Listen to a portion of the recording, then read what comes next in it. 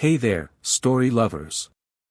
This is Fiction Blue, and we're bringing you an epic adventure. What if Harry found a magical contract in the attic that made Vernon Dursley his indentured servant? Hit like, subscribe, and let's begin this journey. Chapter 1, The Parchment in the Beam. The heat in the attic was the kind that made you stupid. It pressed down from the roof tiles like a living thing, heavy and wet, turning the air into something you had to chew before you could breathe. Harry Potter wiped his forehead with the back of his arm and only managed to smear the grime around. And I want it spotless. Vernon's voice still echoed from 2 floors down, rattling up through the ceiling joists like a bad memory. Every box sorted. Every corner swept. You come down before it's done and there'll be no supper. Again. Harry hadn't said anything back. He'd learned years ago that words were expensive things in this house, at least when they came out of his mouth. You spent them and got nothing in return except a cuff on the ear or another chore stacked on top of the pile. So here he was. 10 years old, 5 days into summer, kneeling on raw plywood in an attic that smelled like hot dust and mouse droppings, sorting through boxes of things the Dursleys couldn't be bothered to throw away but couldn't stand to look at. He dragged a cardboard box toward him and peeled open the flaps. Old curtains. The ones from the sitting room that Petunia had replaced 2 years ago because Mrs. Henderson next door had gotten new ones and Petunia would rather chew glass than fall behind Mrs. Henderson in anything. Harry set them aside. Next box, Dudley's old toys. A remote-controlled car with one wheel missing. A plastic sword, chewed at the tip. An electronic game with a cracked screen. All of it broken, all of it Dudley's particular brand of destruction. Harry remembered wanting to play with the car when Dudley first got it. He remembered the bruise on his shin from asking. He kept working. Box after box.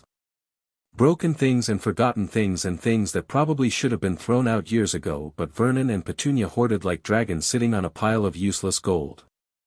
Old tax records. A set of golf clubs with rust creeping up the shafts. A suitcase full of Dudley's baby clothes, each one the size of a small tent. The attic ran the full length of the house but you couldn't stand up straight in most of it. The roof sloped down on both sides, meeting the floor in dark triangles where the spiders lived and Harry didn't particularly want to go. A single bare bulb hung from the center beam, its pull chain grimy, throwing pale yellow light that made everything look like a faded photograph. Harry had been up here for 3 hours. His knees ached. His throat was dry. He hadn't had water since breakfast, which had been a glass of tap water and a piece of toast with the burnt edges scraped off, the burnt edges being the part Dudley didn't want, which meant it was the part Harry got. He shoved a box of old magazines aside and reached for the next one, but his hand hit bare wood instead. He'd cleared a path all the way to the back wall where the roof met the floor at its lowest point. Nothing left but the beam, a thick oak timber running the length of the house, one of the original structural supports. It was old, way older than the house itself, which Harry thought was strange but didn't have the energy to think about much. The beam was scarred and dark, marked with. Harry leaned closer. There were scratches in the wood. Not random ones, not the kind a nail or a mouse would make. These were deliberate. Symbols, etched into the oak with something sharp, running in a line about 2 feet long. They looked like letters, but not any letters Harry recognized. They spiraled and looped and crossed over each other in patterns that made his eyes want to follow them, that made his brain itch the way it sometimes did when strange things happened around him. He traced one with his finger and felt a buzz.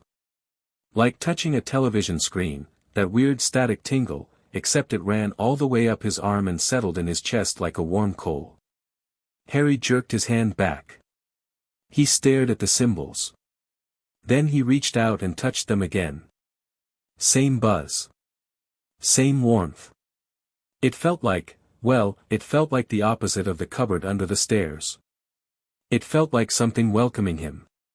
His fingers found a seam in the wood. A thin, straight line where there shouldn't be one, running in a rectangle about the size of a book. Harry dug his fingernails into it and pulled. A panel swung open on silent hinges. Inside was a hollow space carved into the beam itself, clean and dry, untouched by the dust and grime that coated everything else in the attic. And sitting inside that space, rolled up and tied with a ribbon that might have been red once but had faded to a soft rust, was a piece of parchment. Harry pulled it out. It was heavier than he expected, the parchment thick and slightly rough under his fingers, like very fine leather. The ribbon was tied in a knot that shouldn't have come undone as easily as it did, but it fell away the instant Harry's fingers touched it, unraveling like it had been waiting for him specifically. He unrolled it. The text was dense, written in dark ink that hadn't faded at all, which was wrong because everything else in this attic was half decayed. The handwriting was precise and elegant, the kind of penmanship that belonged in a museum, but it shifted as he looked at it. The first few lines were in something old, the letters were recognizable but the words weren't, something that looked like it couldn't decide if it was Latin or English or something older than both. Then, as Harry's eyes moved across the page, the words began to change. They rearranged themselves, the old letters dissolving and reforming into modern English, like the parchment was translating itself for him. Harry's pulse was hammering now. Things like this didn't happen in the Dursley house. Things like this didn't happen in the real world. Except they did happen around Harry, they always had, and he'd always been punished for it and told he was lying or mad or both. But this wasn't something he was doing. This was something that had been done for him. Left for him. He read.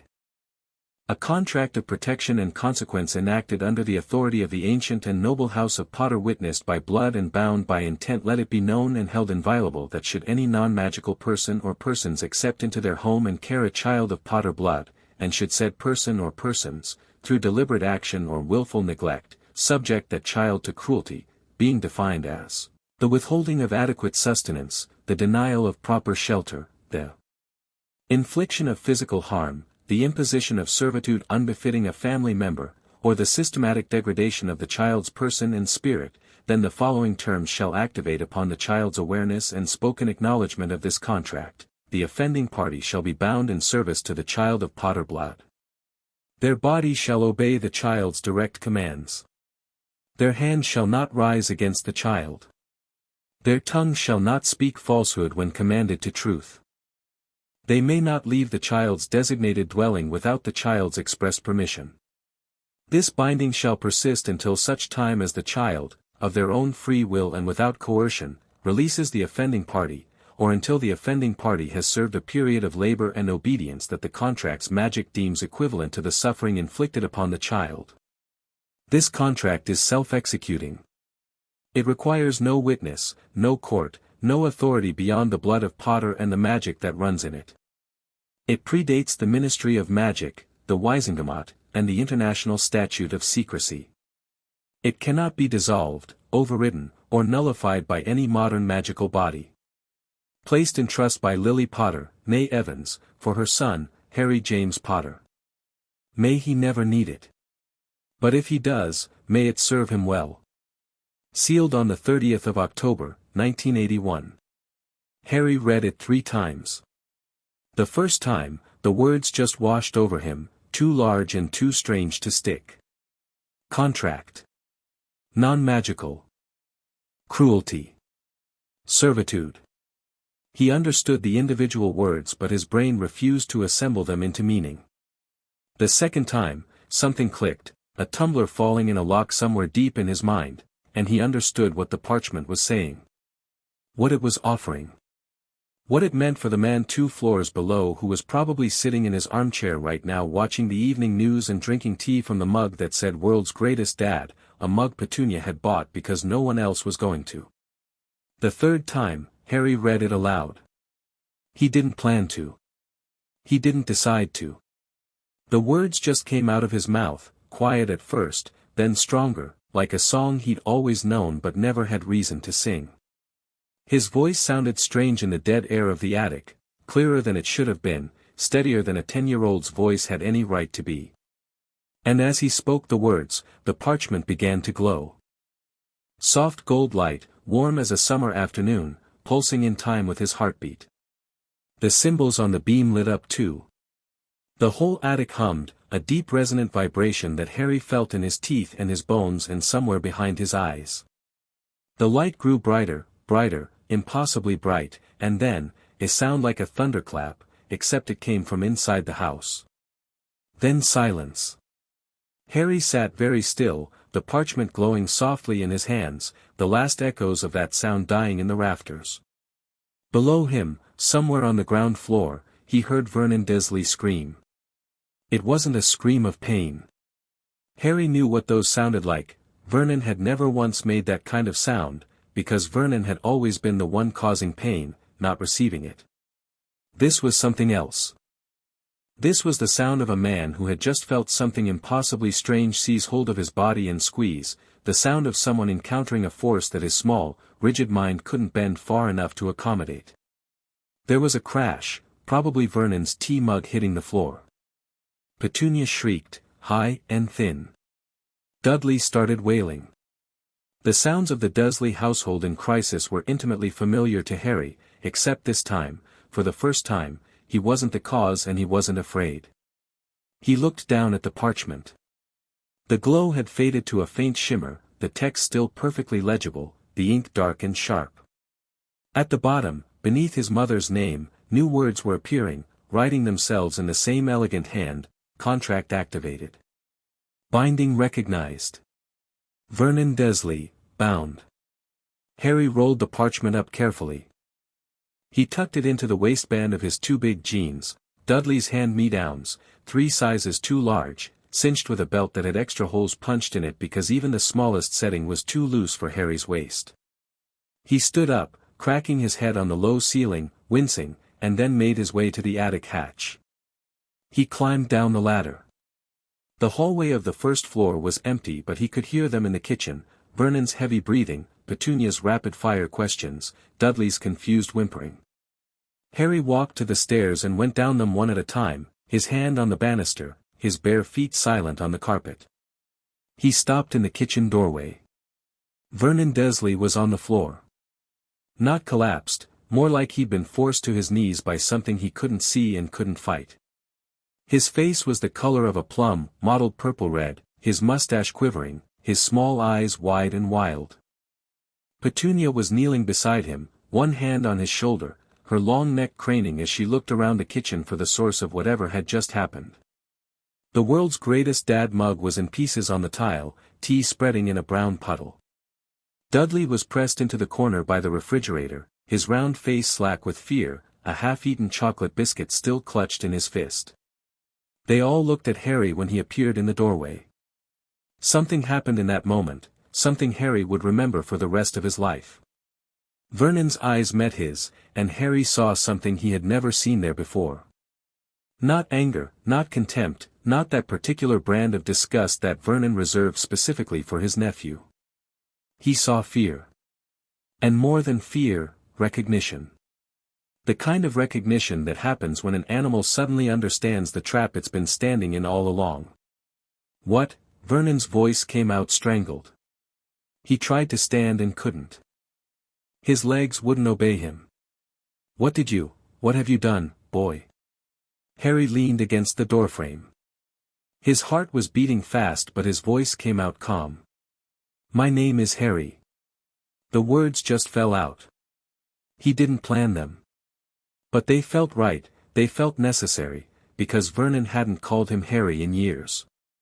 It was always, boy, or, you, or, on Vernon's more creative days, freak.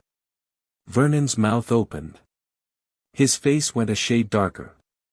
Harry could see the familiar machinery of rage trying to engage, the flared nostrils, the clenched jaw, the way Vernon's shoulders hunched up toward his ears like a bull preparing to charge. But the charge never came. Something stopped it. Something caught the rage in mid-launch and smothered it, and Vernon made a choking sound and his hands flew to his own throat, not because he was being strangled but because the words he wanted to say, the insults, the threats, the vitriol, were physically stuck. Vernon. Petunia clutched at his arm. Vernon, what's happening? I found something, Harry said. In the attic. Petunia's head snapped toward him. Her eyes, pale blue, sharp, always calculating, locked onto his face, and Harry watched the blood drain out of hers. She knew. He could see it. She didn't know the specifics yet, but she knew this was about magic, and Petunia Dursley's relationship with magic was the kind of wound that never closed, just scabbed over and got bumped open again at the worst possible moments. "What," she whispered, "did you find?" Harry pulled the parchment from his waistband and held it up. The faint shimmer was still there, gold light playing along the edges, the Potter family crest visible at the top, a shield with a griffin and a stag, rendered in ink that seemed to shift and move. Petunia made a sound like she'd been slapped. "No," she said. "No, she didn't, she wouldn't have, she did." Harry unrolled the parchment and held it where Petunia could see. He watched her eyes move across the text. He watched her translate the legal language into plain meaning. He watched the implications land. "This is," Petunia's voice was barely a breath. "This is Lily's handwriting." "I know," Harry said, even though he hadn't known until just now, because he'd never seen his mother's handwriting before, and the confirmation sent something hot and painful through his chest. "She left it for me. In the beam. She hid it in the attic beam." The beam. Petunia's face had gone the color of old paper. "She was here. Before, she must have come here before, she put wards on the house, I remember, she came once, she said it was for protection, her mouth snapped shut. She'd said more than she meant to, and the realization of that made her face contort.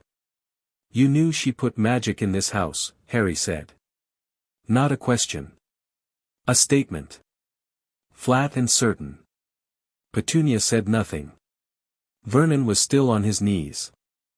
His face had gone from plum to something paler, almost gray, and his eyes were fixed on the parchment in Harry's hand with the expression of a man watching a snake coil at his feet.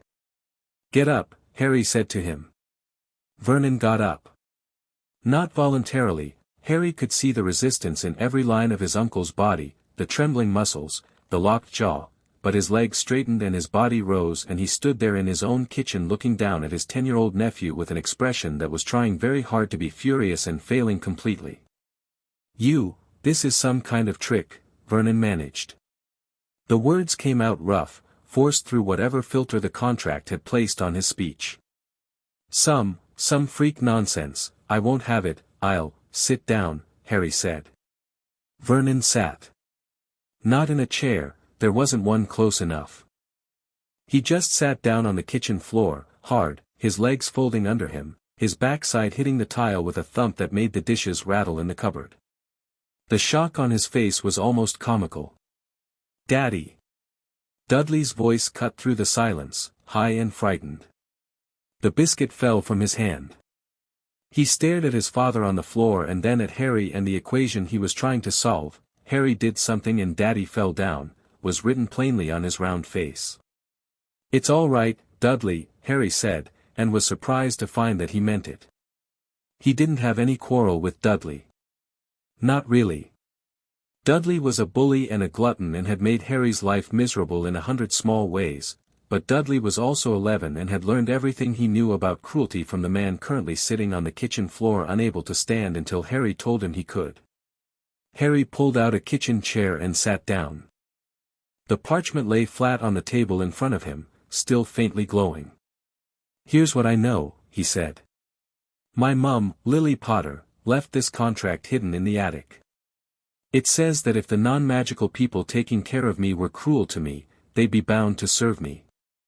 It activated when I read it." He paused. "The contract says you have to obey my direct commands. You can't hurt me. You can't lie to me when I tell you to tell the truth. And you can't leave this house without my permission." The kitchen was very quiet. The clock on the wall ticked. The refrigerator hummed. "That's impossible," Vernon said, but his voice had no conviction in it. "Hard to argue with impossible when you were sitting on your own kitchen floor because a 10-year-old told you to." "Vernon," Harry said, and the name felt strange in his mouth. He'd never used it before, it had always been Uncle Vernon, always delivered with the required deference, and dropping the title felt like setting down something heavy. Stand up. Vernon stood. Pick up the pieces of that mug. Vernon bent down, and his thick fingers gathered the broken ceramic out of the puddle of tea, one piece at a time. His hands were shaking. Whether from rage or fear or both, Harry couldn't tell and found he didn't much care. Now clean up the tea. Vernon reached for the dish towel on the counter. Petunia watched him with her hand pressed over her mouth, her eyes bright and horrified. Vernon Dursley, director of Grunnings, the firm that made drills, a man who took tremendous pride in his authority and his normalcy and his position in the world, was on his hands and knees mopping up tea because his nephew, the boy who lived in the cupboard under the stairs, told him to. Harry watched this happen and waited to feel something. Triumph, maybe. Satisfaction. Revenge. What he felt was tired. Right, he said when Vernon had finished and was standing again, the wet towel dripping in his fist. I'm going to sleep in Dudley's second bedroom tonight. The one with all his broken toys. You're going to clear it out and put fresh sheets on the bed. That's my room. Dudley said from his corner. Mum, that's my, Dudley. Petunia's voice was sharp but thin, like a wire stretched too tight. Be quiet. You heard him, then, Harry said to Vernon. Second bedroom. Cleared out. Fresh sheets. Vernon's jaw worked. A vein pulsed in his temple.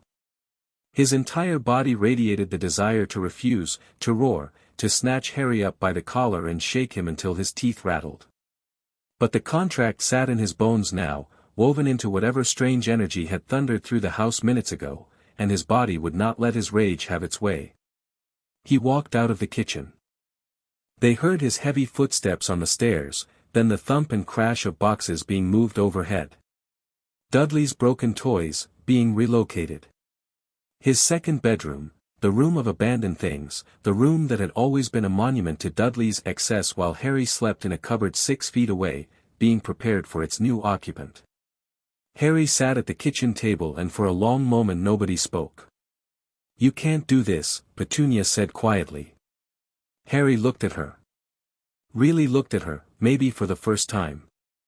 She was thin and angular, all sharp edges, her neck too long, her mouth too tight, her eyes the wrong shade of a color that Harry suspected his mother's eyes had been. She was gripping the counter behind her like it was the edge of a cliff. Why not? Harry asked. Because it isn't right, wasn't right, Harry said. Petunia stopped. Wasn't right, Harry repeated. What you did to me. What he did to me. The cupboard wasn't right. Skipping meals as punishment wasn't right. Telling me my parents were drunks who died in a car crash. He stopped because Petunia flinched like he'd hit her and something about that flinch made his throat tight. That wasn't true, was it? The car crash. Petunia shook her head. Just barely. A tiny motion. How did they die? I can't, Harry, you don't understand, there are things, how did they die? They were murdered. The word fell out of Petunia's mouth like something she'd been holding in her cheek for 9 years, something bitter and poisonous that had been leaking into her slowly. A wizard. A dark wizard. He killed your father first and then your mother. She died protecting you. That's all I know. The kitchen was very quiet again. Harry put his hands flat on the table. They were shaking. He pressed them flat until they stopped. What was his name, he asked. I don't know his name. I never wanted to know his name. Lily mentioned him in a letter once but I burned it, I burned all her letters, Petunia's voice broke. Not with sadness. With something more complicated than sadness. I didn't want any of it in my house. I didn't want magic, I didn't want her world, I didn't want, me. Petunia's mouth opened and then closed. You didn't want me, Harry said. You got me anyway. And you and Vernon decided to make me pay for it. We took you in, you put me in a cupboard. We kept you alive, you kept me alive, Harry agreed. You did the absolute bare minimum to keep me alive and not one single thing more. And now there's a price for that. My mum made sure of it." Petunia's composure, already fractured, came apart entirely. She didn't cry. Harry had never seen Petunia cry, but she pressed both hands over her face and breathed in sharp little gasps, and her shoulders shook, and for a moment Harry could almost see the girl she must have been, the sister who'd been left behind when Lily Evans went off to a world of magic and wonder and left Petunia standing on the platform with nothing but ordinary life stretching ahead of her. Almost. But not quite enough to make him feel sorry. Upstairs, something heavy scraped across the floor. Vernon, moving furniture. Obeying. "I'm not going to be cruel about this," Harry said. He said it to Petunia, but he also said it to himself, because he could feel something dangerous lapping at the edges of his mind, a dark satisfaction, a whisper that said make them suffer the way they made you suffer, and he didn't want to listen to it. Not because the Dursleys didn't deserve it, but because he didn't want to be the kind of person who did that.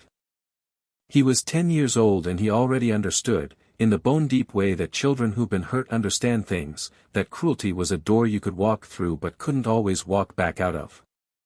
"I'm not going to be cruel," he said again. "But things are going to be different now. I'm going to eat proper meals. I'm going to have a proper room. I'm going to have proper clothes.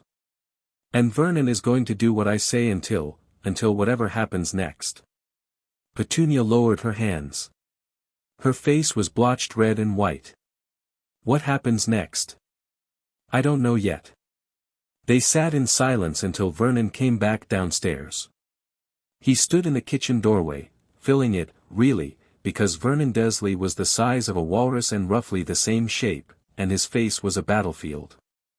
Anger, humiliation, fear, disbelief, all fighting for territory. "It's done," he said. The words came through gritted teeth. "Thank you," Harry said, because it cost him nothing and he could afford to be polite. Vernon's eye twitched. Harry stood up. He was short for his age, years of not enough food had seen to that, and standing, the top of his head barely reached Vernon's chest. But when he walked past Vernon in the doorway, Vernon was the one who stepped back. The contract moved him, maybe. Or maybe it was something else. Maybe it was the look in Harry's eyes, a look that Vernon had never seen there before, calm and clear and completely unafraid. The second bedroom was small, but it was paradise. A real bed with a mattress that had springs in it and sheets that didn't smell like dust. A window that looked out onto the back garden. A wardrobe, empty now, its doors hanging open. A desk with a wobbly leg. The carpet was worn thin and there were holes in the wall where Dudley had thrown things, but it was a room. A real room. His room. Harry sat on the bed.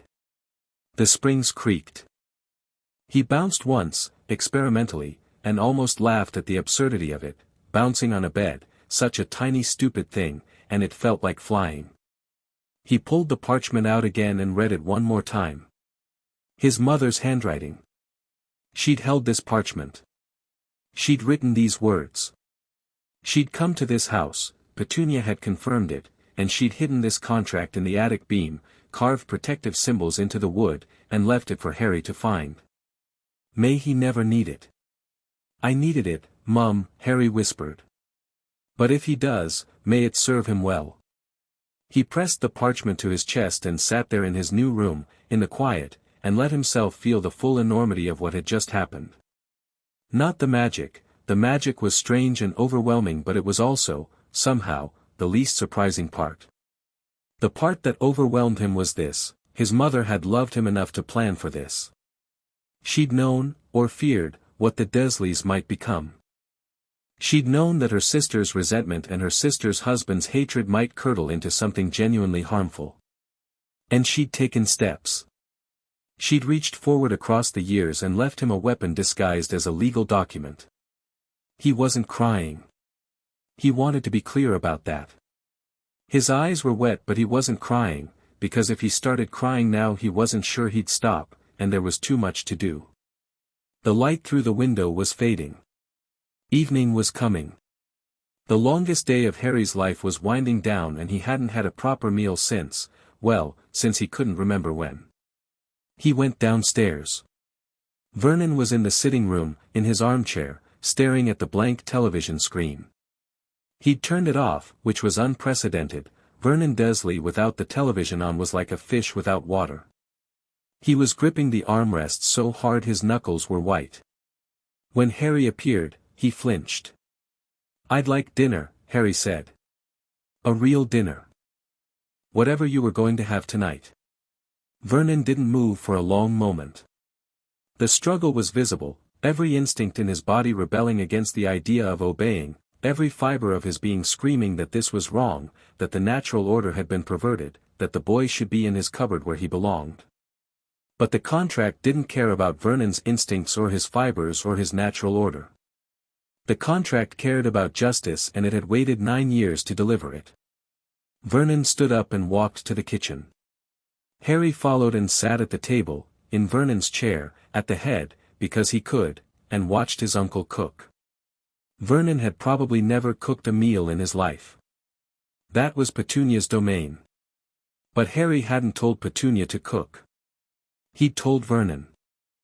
And so Vernon stood at the stove, an apron tied around his enormous middle because the contract apparently interpreted "cook dinner" broadly enough to include basic kitchen safety, and he fumbled through the process of heating up the shepherd's pie that Petunia had prepared earlier. It was, Harry reflected, the strangest thing he'd ever seen. And given the kind of day he'd had, that was saying something. Petunia appeared in the doorway and watched her husband in the kitchen with an expression that defied categorization. Dudley crept down behind her, peering around her hip, eyes wide. "Everyone should eat," Harry said. "Sit down. All of you." They sat. Vernon served the shepherd's pie, badly, with uneven portions, gravy slopping over the edges of the plates, and then stood by the counter, uncertain. "You too," Harry said. "Sit down and eat." Vernon sat. He picked up his fork. The four of them sat around the kitchen table and ate dinner together for the first time in Harry's memory. The silence was thick enough to spread on toast, but the shepherd's pie was good. Petunia, whatever her failings as a human being, could cook, and Harry ate until his stomach hurt, which didn't take long because his stomach had been trained to expect very little and was overwhelmed by this sudden bounty. "More?" Harry asked, looking at the dish. There was a full third left. Normally Petunia would wrap it up for Vernon's lunch tomorrow. "You'll make yourself sick," Petunia said, and there was something almost reflexive about it, almost maternal, before she caught herself and went stiff. "You're right," Harry said.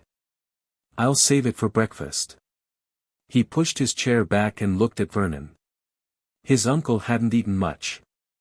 The fork was in his hand but his face was the face of a man trying to eat while sitting in a dentist's chair. "I have questions," Harry said. "But not tonight. I'm tired and I want to think. Tomorrow, Vernon, you're going to tell me everything you know about the magical world. And I mean everything.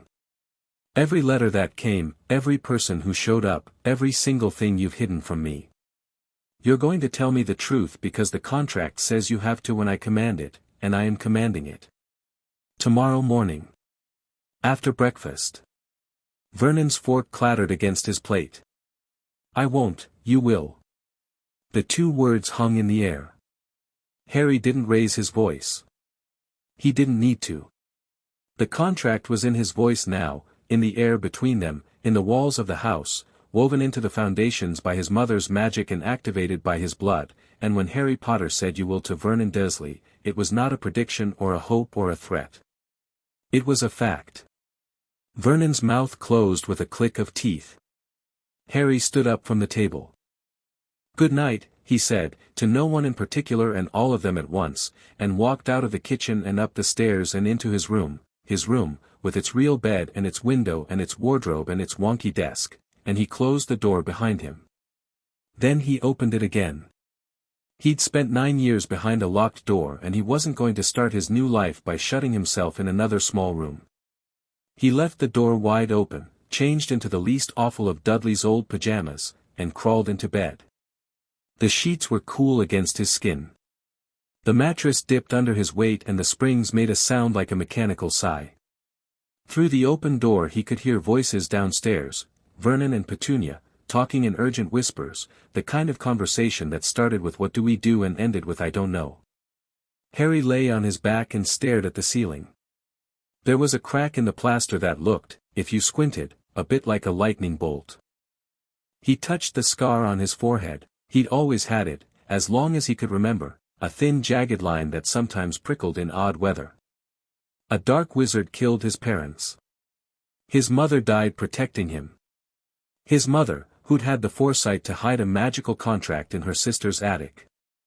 His mother, who'd written his name, Harry James Potter, in ink that hadn't faded in 9 years. He turned on his side and pulled the blanket up. The parchment was under his pillow. He could feel it there, warm through the fabric, humming faintly like a lullaby played on a single string.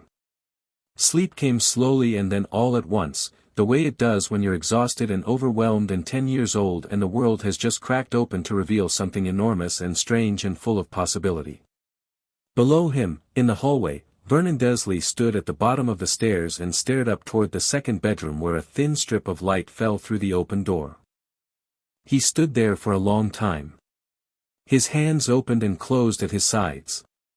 His face cycled through expressions, rage, disbelief, calculation, fear, and finally something that settled like sediment at the bottom of a disturbed pond, resignation. He couldn't go up there.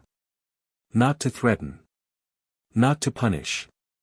Not to snatch the parchment and tear it up and stuff the boy back into his cupboard where he belonged. The contract wouldn't let him. He tried, standing there at the bottom of the stairs. He tried to put one foot on the first step with bad intent and his leg had simply refused, locked solid, as if the bones had turned to iron. He could feel it. The binding.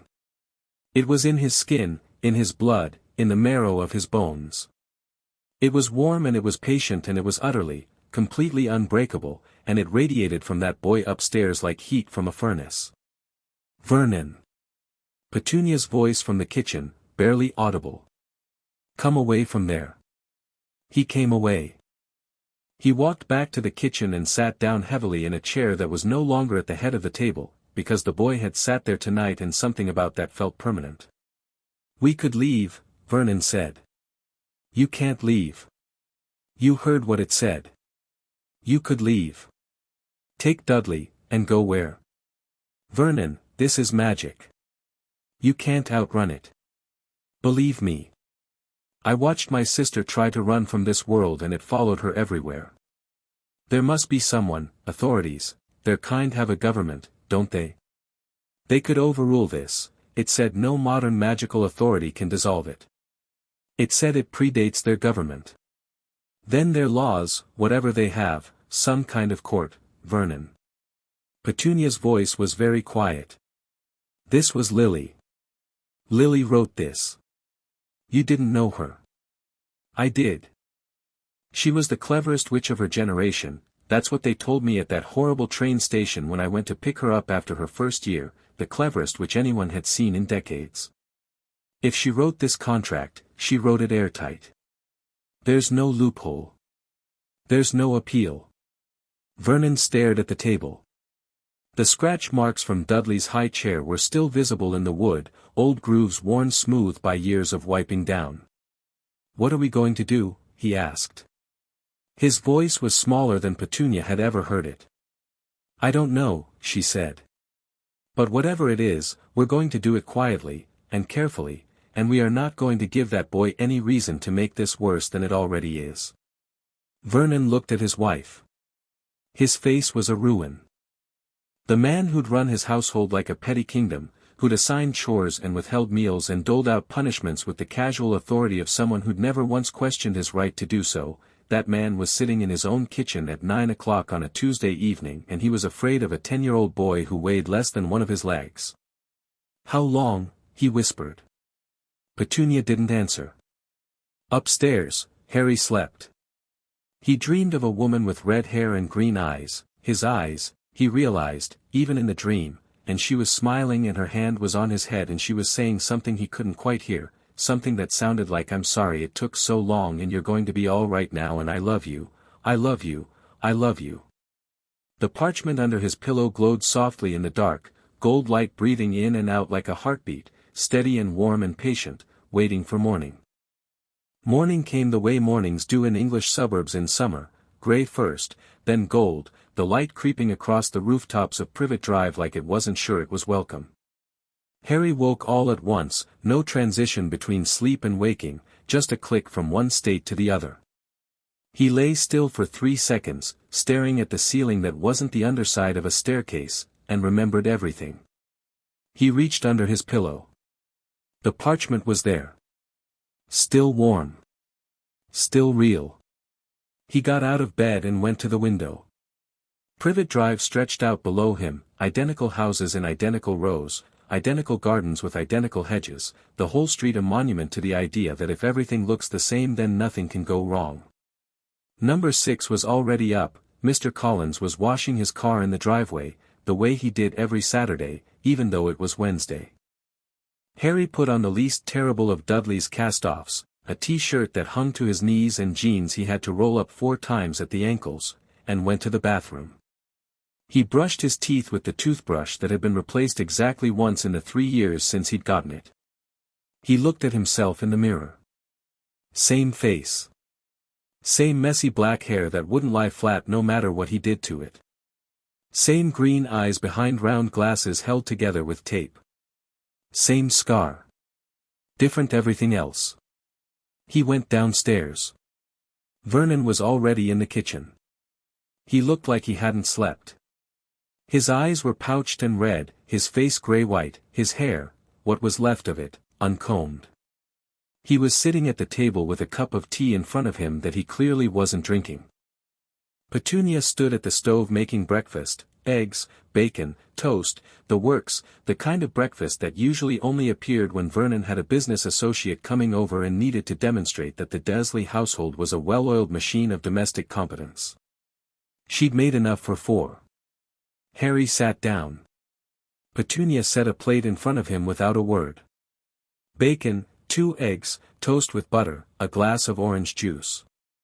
Harry stared at it the way a man lost in the desert stares at an oasis. "Thank you," he said. Petunia's mouth thinned. She set plates for Vernon and Dudley and then one for herself and sat down. Dudley appeared a minute later, still in his pajamas, his eyes puffy from sleep, and he looked at Harry sitting at the table eating a full breakfast and you could actually see the gears turning behind his forehead, grinding slowly toward a conclusion that his 11 years of privileged existence had not prepared him to reach. "Mum," Dudley said. "Why has he got bacon?" "Sit down and eat your breakfast, Dudley." "But he's got the same as me." "He never gets the same as me." "Dudley. Sit down." Dudley sat down. He ate.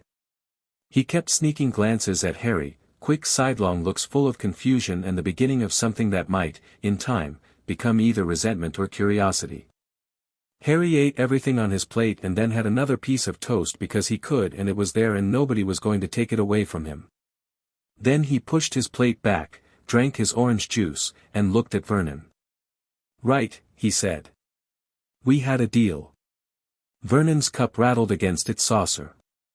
He put it down carefully, the way you put down something fragile. "You said you'd tell me everything," Harry continued. "About the magical world. About what you've hidden from me." "Vernon," Petunia said. "A warning. Or maybe a plea." "Tell me the truth," Harry said, and the contract pulsed. He felt it, a warm throb in his chest, like a second heartbeat, and Vernon's jaw unclenched and his shoulders dropped and his eyes went slightly glassy, the way a person's eyes go when they're fighting a current and losing. "Letters," Vernon said. The word came out rough, dragged from somewhere deep. "There were letters." "What kind of letters?" From that school. Hogwarts." He said the name like it was something stuck to the bottom of his shoe. "Started coming when you were a baby. 1 a year at first, then more. Always the same. We are pleased to inform you that Harry Potter has a place at Hogwarts School of Witchcraft and Wizardry. Addressed to you. To the cupboard, later, the letters knew where you slept. I burned them all. Harry's hand tightened around his glass. The orange juice trembled. How many? Dozens. Hundreds, toward the end. They came by owl. Owls, in broad daylight, swooping down to the letter box. The neighbors would have, I couldn't have the neighbors, Vernon stopped. Swallowed. I burned them. What else? A man came. When you were first left here. Old man, long beard, dressed strangely. He left you on the doorstep with a letter. What did the letter say? That your parents were dead. That you needed to live with Petunia because of blood protection. That the magical world would be in touch. That you were famous. Harry went very still. Famous, he repeated. In their world. The wizard who killed your parents tried to kill you too. Something happened. The curse didn't work. You survived and the wizard vanished. Destroyed. They called you, Vernon's face twisted with a decade of suppressed disgust. The boy who lived. The kitchen clock ticked. Dudley's fork scraped against his plate. Outside, Mr. Collins's power washer hummed. I'm famous, Harry said slowly, in the magical world. Because I survived the man who murdered my parents. And you knew this. You've always known this. And you put me in a cupboard. Vernon said nothing. He didn't need to.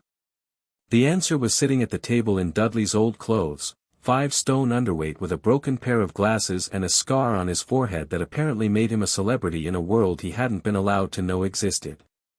Where are the letters now? Harry asked. Burned. All of them. Silence. Then, very quietly, Vernon said, Petunia kept one. Both of them turned to look at her. Petunia had gone rigid, her fork suspended halfway to her mouth, her face the color of fresh snow. She started. Where? Harry asked. Petunia stood up from the table. She walked to the sitting room. Harry heard the sound of a drawer opening, the rustle of papers being moved aside, and then she came back with an envelope.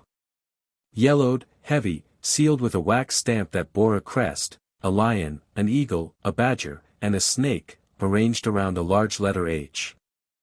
This was the first one, Petunia said. Her voice was strange, detached, like she was talking about someone else's life. It came with you.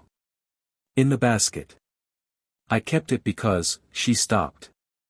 I don't know why I kept it. Harry took the envelope. His name was on the front, written in emerald green ink, Mr. H. Potter, the cupboard under the stairs 4, Privet Drive, Little Whinging, Surrey. No. Wait. He looked again. The address didn't say the cupboard. It said, Mr. H. Potter 4, Privet Drive, Little Whinging, Surrey, just the house. The cupboard address must have been on the later letters, the ones that came after the Dursleys had put him there. The magic knew. It always knew. He turned the envelope over and broke the seal. Inside was a letter, written on the same heavy parchment as the contract, in a different hand, loopier, more ornate, with little flourishes on the capital letters. Hogwarts School of Witchcraft and Wizardry Headmaster, Albus Dumbledore, Order of Merlin, First Class, Grand Source. CHF, Warlock, Supreme Mugwort, International Confeed, of Wizards, Dear Mr. Potter, we are pleased to inform you that you have a place at Hogwarts School of Witchcraft and Wizardry. Term begins on September 1st. We await your owl by no later than July 31st. Enclosed is a list of required books and equipment. Yours sincerely, Minerva McGonagall. Deputy Headmistress. Harry read it twice. He set it down on the table next to the remnants of breakfast and sat there for a long moment. July 31st, he said. That's my birthday. Yes, Petunia said. My birthday is the deadline to respond. And you never let me respond. No, Petunia said. Harry looked at Vernon. Did more letters come? After you burned the first ones? Every year. More each time. I bricked up the letter box one summer. They came through the cracks in the door. I sealed the door. They came down the chimney. Hundreds of them. Vernon's face contorted. I took us all to a hotel once. You were 7. Do you remember? Harry did remember. A strange overnight trip to a dingy hotel on the coast. Vernon had said it was a holiday. Harry had slept on the floor. The letters found us there too, Vernon said.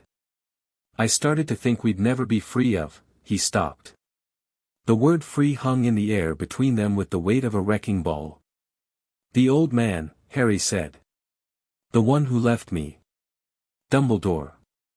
Did he ever come back? No. He sent a woman once, I think, years ago. Prim. Old. She watched the house from across the street. I saw her once, talking to Mrs. Figg. Mrs. Figg. The cat lady down the street who sometimes looked after Harry when the Dursleys went out. Harry filed that away. Is there anything else, he asked. Anything at all that you've kept from me? Vernon's eyes went glassy again, the contract pulling truth to the surface like a fisherman pulling a line. Money, he said. There was, the letter said there was a vault. At a bank. In their world. A vault full of gold that your parents left you. The kitchen went very quiet. A vault, Harry said. At Gringotts. Run by goblins. Vernon said the word as though it physically pained him. I have a vault full of gold, Harry said, at a bank run by goblins. And I've been wearing Dudley's old pants. Nobody said anything to that. There was nothing to say. The absurdity and the cruelty of it sat in the room like a third presence at the table, and even Dudley, who understood approximately none of what was happening, seemed to sense that something vast and terrible and irreversible had just been laid bare. Harry stood up. He took the Hogwarts letter and the contract and held them both against his chest. I'm going to my room, he said. I need to think. He walked out of the kitchen and up the stairs. Behind him, in the heavy silence, he heard Petunia say something very quiet to Vernon, and Vernon say nothing back, and the soft sound of Dudley finally setting down his fork. Harry sat on the bed in the second bedroom and spread both documents in front of him. The Hogwarts letter on the left. The contract on the right. His past and his future, separated by 9 years of cupboards and hand-me-downs and meals that weren't enough and a family that wasn't one. He needed to respond to Hogwarts. He needed to find out about his vault, his parents, his fame. He needed to understand what this contract could and couldn't do. He needed clothes that fit and glasses that weren't held together with tape and food in his stomach that didn't feel like charity. He needed a lot of things. But for the first time in his life, he had the power to get them. He picked up the contract and read the last line again. His mother's name. Her handwriting. The date, October 30th, 1981. One day before she died. She'd come here, to this house, to her sister's house, the day before she was murdered. She'd carved symbols into the attic beam. She'd hidden this parchment in a hollow she'd created with magic. She'd known, or feared, what was coming, and she'd spent her last free day making sure that even if the worst happened, even if she and James died and Harry ended up with people who hated him, he would not be powerless forever. One day. She'd had 1 day left. And she'd spent it on him. Harry wiped his eyes with the back of his hand and folded the contract carefully and put it back under his pillow. Then he picked up the Hogwarts letter and read it again. We await your owl. Right. He needed an owl. Or maybe he didn't need to wait for an owl to come to him. Maybe he could reach out first.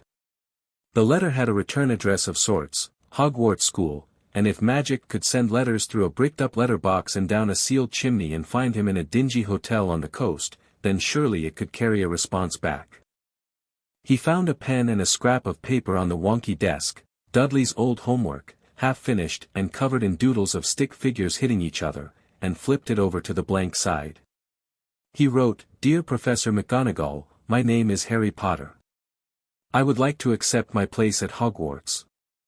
I've only just learned about the magical world because my guardians hid your letters from me.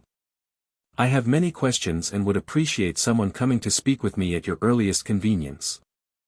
I live at 4, Privet Drive, Little Whinging, Surrey. I am available any time. Yours sincerely, Harry Potter." He read it over. It was polite, direct, and gave nothing away that didn't need to be given away. He folded it up and wrote Hogwarts School of Witchcraft and Wizardry, Professor McGonagall on the outside. Then he went to the window and opened it. The summer air was warm and thick and smelled like cut grass. He stood there with the letter in his hand and felt faintly ridiculous. He didn't have an owl. He didn't know how magical post worked. He was a 10-year-old boy standing at an open window holding a letter addressed to a school for wizards and hoping that the universe would provide. But the universe, it turned out, had been waiting for exactly this. He felt the contract pulse against his chest, not a command, just a warmth, a suggestion, and he held the letter up to the window and said, in a clear voice, "I need this delivered. Please." The letter tugged in his fingers.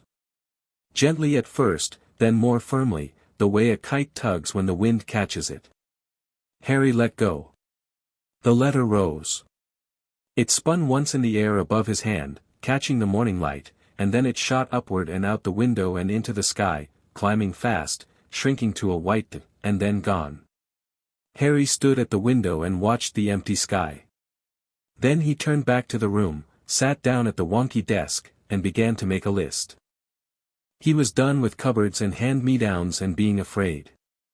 He was Harry Potter and he had a contract and a school and a vault full of gold and a mother who had loved him enough to plan for this and a world full of magic waiting for him on the other side of a letter he'd just sent flying out a window on a Wednesday morning in July. The door stayed open. The sun came in. The parchment under his pillow hummed. And downstairs, Vernon Dursley stood at the kitchen sink, washing dishes for the first time in his life, his hands in soapy water and his eyes staring at nothing, feeling the contract in his bones like a second skeleton, permanent and inescapable, the consequence of every cruelty finally come home to roost.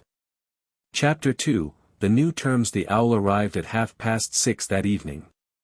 Harry was in the back garden, sitting on the grass with his back against the fence, reading a book he'd pulled from the Dursleys' shelf, a paperback thriller Vernon had left in the loo. It was terrible, full of ex-military men punching their way through contrived problems, but it was a book and nobody had told him he couldn't read it, and so he read it with the fierce satisfaction of a boy who'd been told for years that he didn't deserve nice things and had just discovered that the person doing the telling no longer had any authority. The owl came low over the rooftops, a tawny speck against the pink-gray sky, and landed on the fence post 3 feet from Harry's head with a soft thump and a ruffling of feathers. It was small and brown and looked extremely put out, the way owls always seem to, as if the entire world was slightly beneath them and they'd only agreed to participate as a personal favor. Harry set the book down. The owl extended one leg, to which a scroll of parchment was tied with a thin leather cord. Harry untied it carefully, trying not to get nipped. The owl's beak was sharp and its eyes were fixed on him with an intensity that suggested it would accept nothing less than immediate and expert handling. "Thank you," Harry said. The owl hooted once, disdainfully, and took off again. Harry unrolled the parchment. "Dear Mr. Potter, your letter was received with considerable relief. We have been attempting to make contact with you for some years without success. I will not burden you with the details in writing, as they are better discussed in person. Professor Rubeus Hagrid, Keeper of Keys and Grounds at Hogwarts, will call upon you tomorrow at 10 o'clock in the morning. He is a trusted member of our staff and will be able to answer your questions and assist you with your school preparations. I must also inform you that your letter triggered an alert at the Department of Magical Law Enforcement, regarding the activation of an ancient contractual binding at your address. A ministry representative may also wish to speak with you. I have asked that they defer to Professor Hagrid's visit and not overwhelm you. Welcome back to the wizarding world, Mr. Potter. We have missed you. Yours sincerely, Minerva McGonagall. Deputy Headmistress Harry read it sitting in the fading sunlight with the grass cool under his legs and something that felt dangerously like hope rising in his chest. Tomorrow. Someone was coming tomorrow. Someone from the magical world, someone who could answer the 1,000 questions piling up behind his teeth. He went inside. Vernon was in the sitting room, watching television.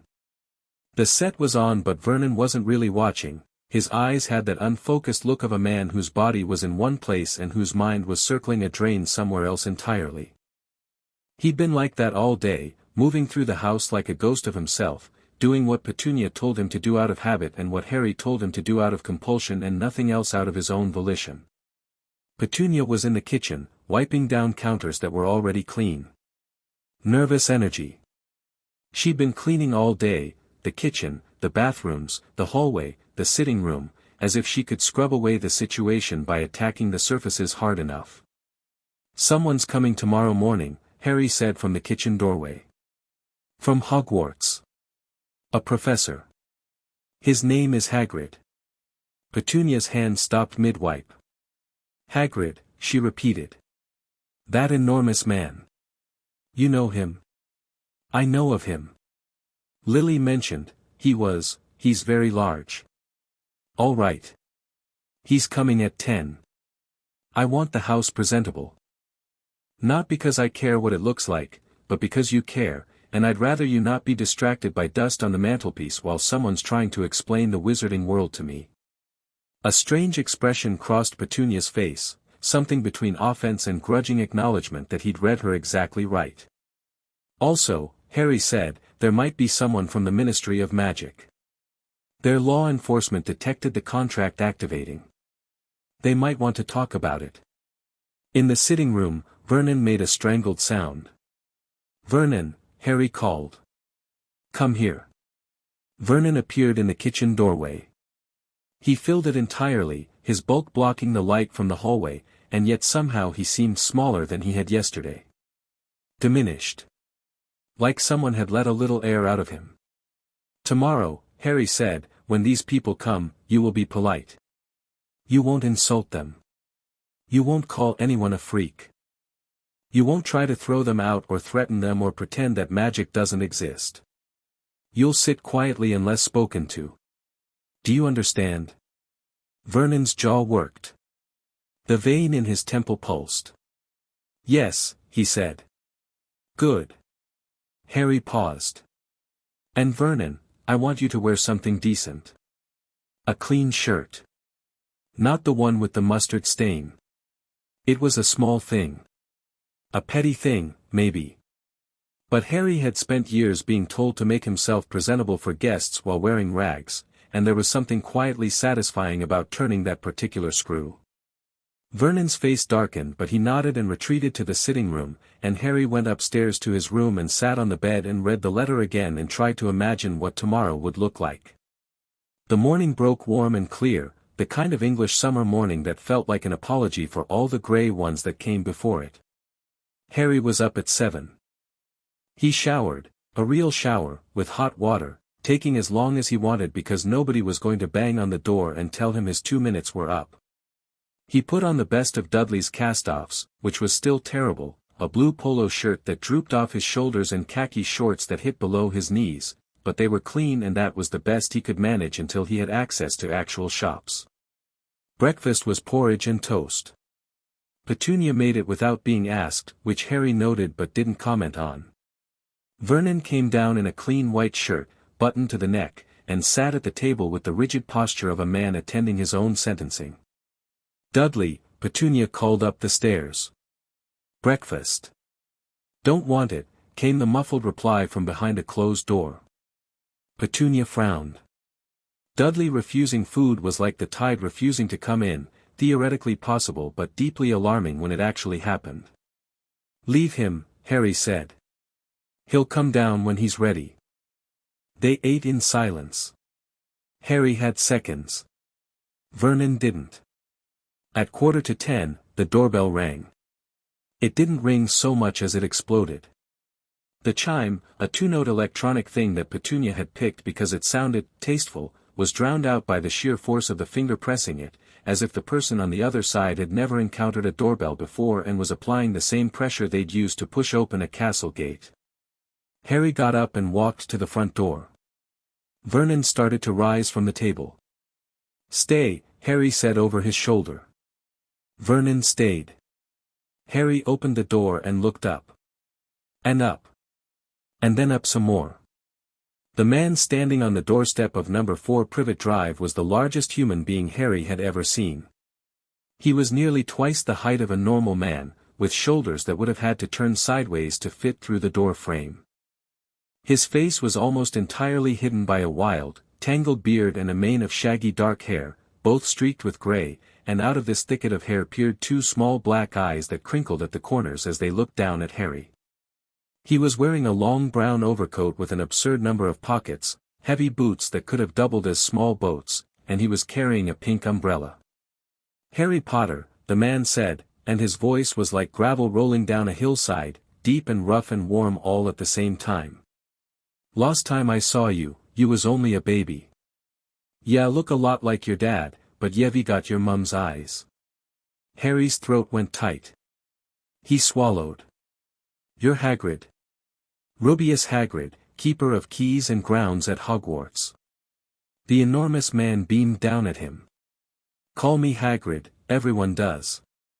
"Blimey, Harry, you're thin. They been feed in, yeah."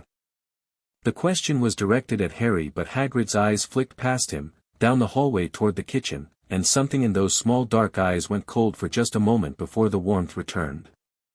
"Come in," Harry said, stepping aside.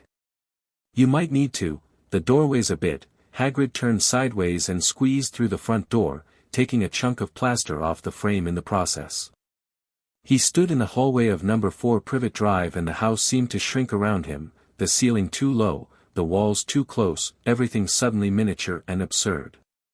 "Sorry about that," Hagrid said, brushing plaster dust off his coat. "Don't always fit too well in Muggle houses." "Muggle? Non-magic folk. Like your aunt and uncle there." Hagrid peered down the hallway into the kitchen, where Vernon was sitting at the table with the expression of a man who just opened his front door to find a bear standing there. Dursley. The name came out flat. Not aggressive, but stripped of any friendliness. Hagrid, it seemed, knew exactly who Vernon Dursley was. "Come through to the kitchen," Harry said. "There's tea, if you want it." They settled around the kitchen table, though "settled" was generous. Hagrid's chair groaned alarmingly under him and his knees pressed against the underside of the table, pushing it several inches across the floor. Petunia had materialized with the teapot and was pouring with the mechanical precision of a woman operating on autopilot. Vernon sat in his chair and said nothing, obeying Harry's command to be quiet unless spoken to with the grim compliance of the magically compelled. Hagrid looked around the kitchen. His eyes lingered on the chore chart pinned to the wall by the fridge, the one that had Harry's name on it 9 times and Dudley's name on it 0 times. His eyes moved to the door to the cupboard under the stairs, visible through the kitchen doorway, its small lock still in place. His jaw tightened beneath his beard. "Right," Hagrid said. "Right. Well. Lot ter tell ya, Harry.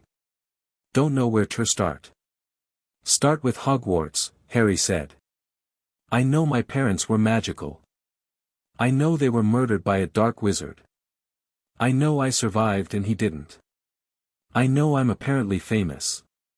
What I don't know is anything about the world they came from." Hagrid blinked at him. "Ya know all that already?" Harry glanced at Vernon. "I've been asking questions." Something shifted in Hagrid's expression, a reassessment, quick and subtle. He'd come here expecting a boy who knew nothing, and he was finding someone who'd already started assembling the puzzle. "Right, well. Hogwarts. Greatest school of witchcraft and wizardry in the world, if I do say so myself. Castle up in Scotland, been there fair over 1,000 years. Founded by 4 of the greatest witches and wizards of the age, Godric Gryffindor, Helga Hufflepuff, Rowena Ravenclaw, and Salazar Slytherin. You'll be sorted into one of their houses when you get there. Your mum and dad were both Gryffindors. Great ones, too. And the dark wizard who killed them? Hagrid's face changed. The warmth dimmed. He shifted in his seat, which made the chair scream in protest. His name was, Hagrid swallowed. Most people in our world don't say it. They call him you-know-who. But his name was Voldemort. Petunia flinched. Vernon didn't react, either because the name meant nothing to him or because the contract was keeping his responses in check. Voldemort, Harry repeated, and the word felt strange in his mouth but not frightening.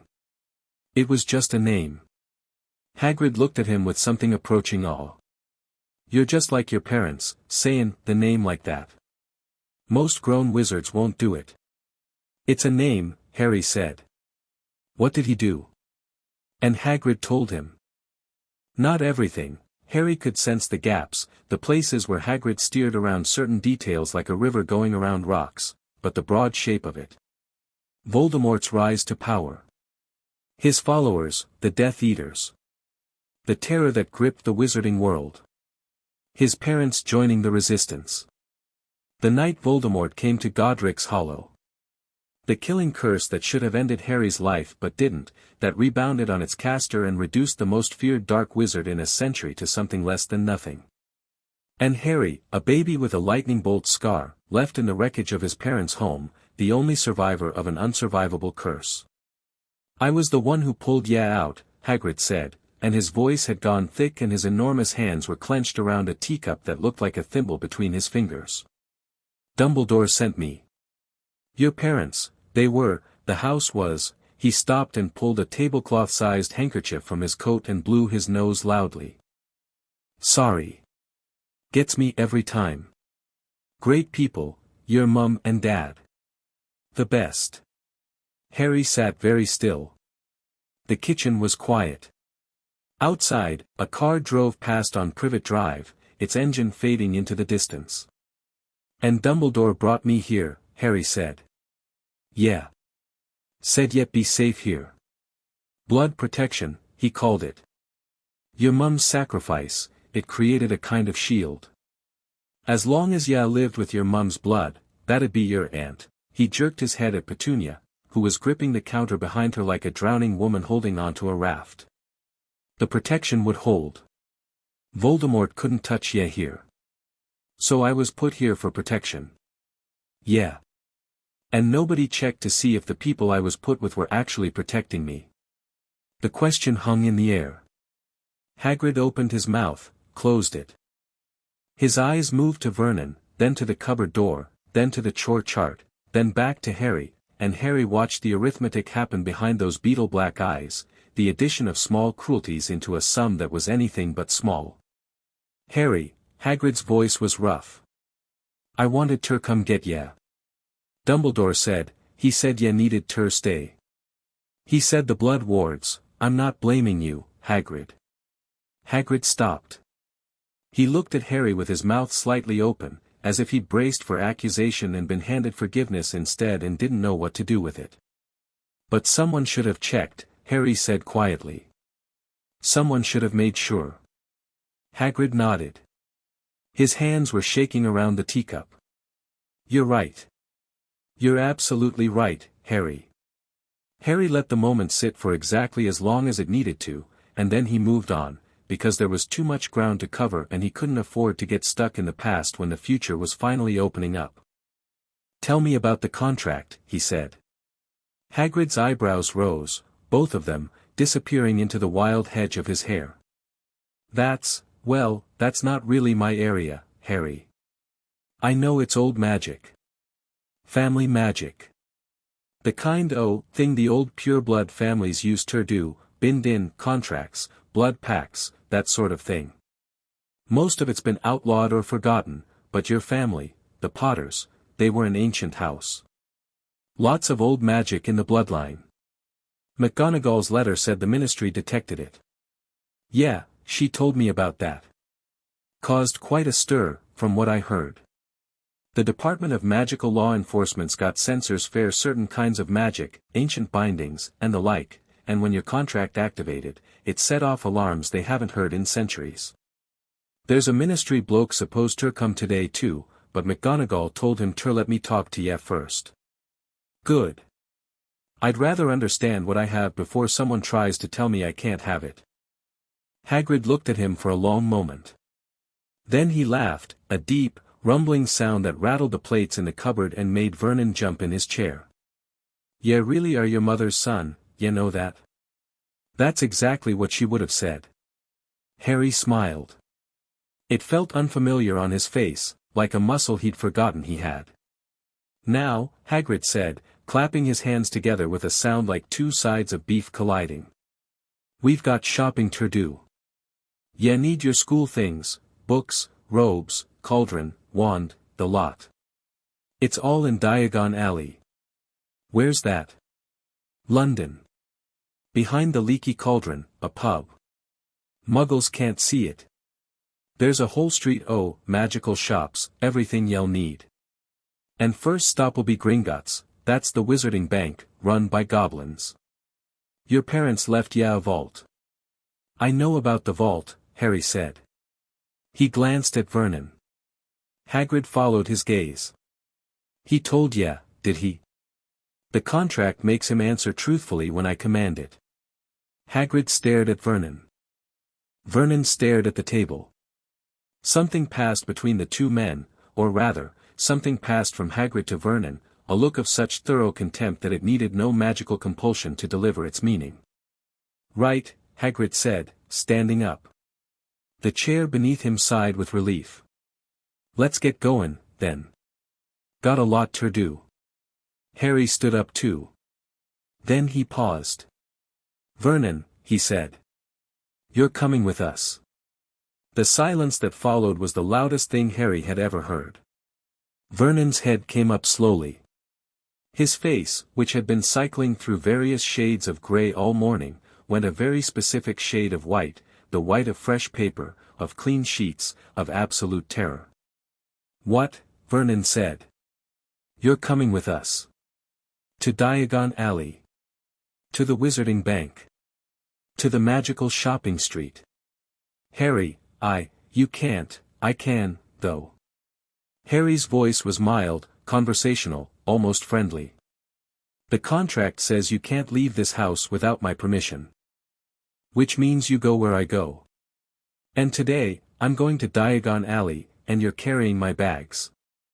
Hagrid made a sound that was trying very hard not to be a laugh. Vernon's face went through a journey, white to pink to red to a deep, mottled purple that Harry recognized as the final stage of Vernon's emotional process, the stage where his entire being was consumed by a feeling so large and so all-encompassing that it had no productive outlet and simply sat inside him like a swallowed coal.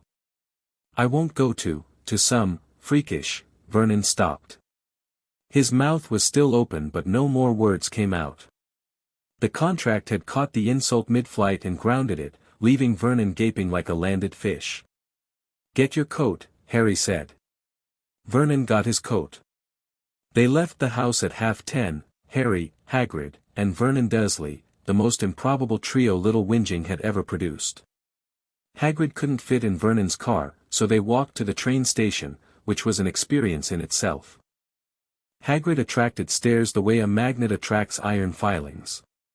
People stopped on the pavement and gaped. A postman walked into a lamppost. Mrs. Henderson, who was pruning her roses 2 doors down, dropped her secateurs and didn't pick them up. Vernon walked 3 paces behind Harry, his face a mask of rigid misery, his clean white shirt already darkening with sweat. Every step he took radiated resistance, his body moving forward while every instinct screamed at him to turn and run, but the contract kept his legs moving and his mouth shut, and he followed his nephew down Privet Drive and onto Magnolia Crescent and past the park where Dudley's gang terrorized smaller children and all the way to the little whinging train station.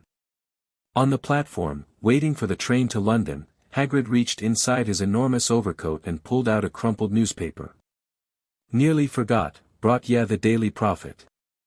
That's our paper. Thought ye might want ter see what's goin' on in the world.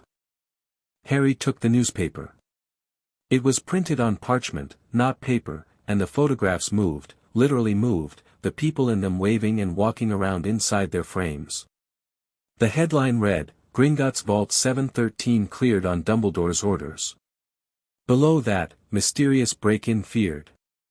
What's this about? Harry asked, scanning the article. Don't worry of that, Hagrid said, just a touch too quickly. Hogwarts business. Harry filed that away too. Hagrid was a terrible liar, his face was too honest, too open, every thought written in his expression like a billboard, and the quick deflection told Harry everything he needed to know about whether it was actually nothing to worry about. The train came. They got on. Hagrid took up 2 seats and most of the aisle. Vernon sat as far away as the carriage allowed, pressed against the window, his arms folded across his chest, watching the English countryside scroll past with the expression of a man being transported to prison.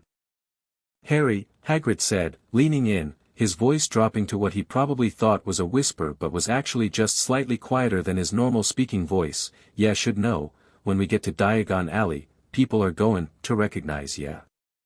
You're famous, remember. The boy who lived. Everyone knows your name, everyone knows your face, well, your scar. There'll be staring. Might be some handshaking." "That's fine," Harry said. "Just wanted to warn ya, Hagrid. I spent 9 years in a cupboard being told I was worthless. People wanting to shake my hand is not going to be the hardest thing I've dealt with." Hagrid went quiet for a long moment. Then he reached over and put one enormous hand on Harry's shoulder, gentle despite its size, and squeezed once. "You're a good kid, Harry. Your mum and dad would be proud." Harry looked out the window because he didn't trust his voice. London swallowed them the way London swallows everything, with noise and crowds and complete indifference. They got off at Charing Cross and Hagrid led them through the streets with the confidence of someone who'd made this journey 100 times, weaving between tourists and businesspeople and street vendors, Harry trotting to keep up with his enormous stride and Vernon lumbering behind like a reluctant elephant being led to water. Hagrid stopped in front of what appeared to be a dingy old pub squeezed between a bookshop and a record store. The sign above the door read The Leaky Cauldron, but the people streaming past on the pavement didn't seem to notice it. Their eyes slid right over it, the way your eye slides over a crack in the wall you've walked past 1,000 times. "Here we are," Hagrid said. "Can you see it?" "Yes," Harry said.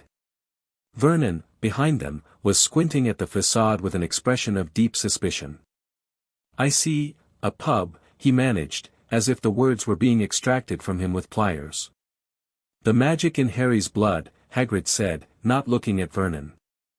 "It's leakin' over to ya through the contract. Ya can see magical things now because you're bound to a wizard. Bet that's fun for ya." Vernon made a sound like a kettle on the verge of boiling and said nothing. They went in. The Leaky Cauldron was dark and shabby and smelled like old beer and candle wax and something herbal that Harry couldn't identify. It was half empty, a few witches and wizards scattered at tables, hunched over drinks and newspapers. The barman, bald, stooped, with a face like a friendly walnut, looked up when the door opened. "Hagrid. The usual?" "Not today, Tom. On Hogwarts business. Got a special guest." The barman's eyes found Harry. Moved to his forehead. Widened. "Bless my soul," he whispered. "Harry Potter." The pub went silent. Every head turned.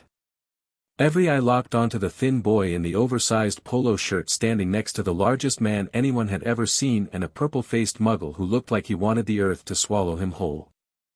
Then the dam broke. People swarmed forward, not aggressively, but with the desperate eagerness of fans who'd been waiting for a celebrity they'd given up hope of ever meeting. Hands were thrust at Harry from every direction. A tiny old witch in a purple hat actually curtsied.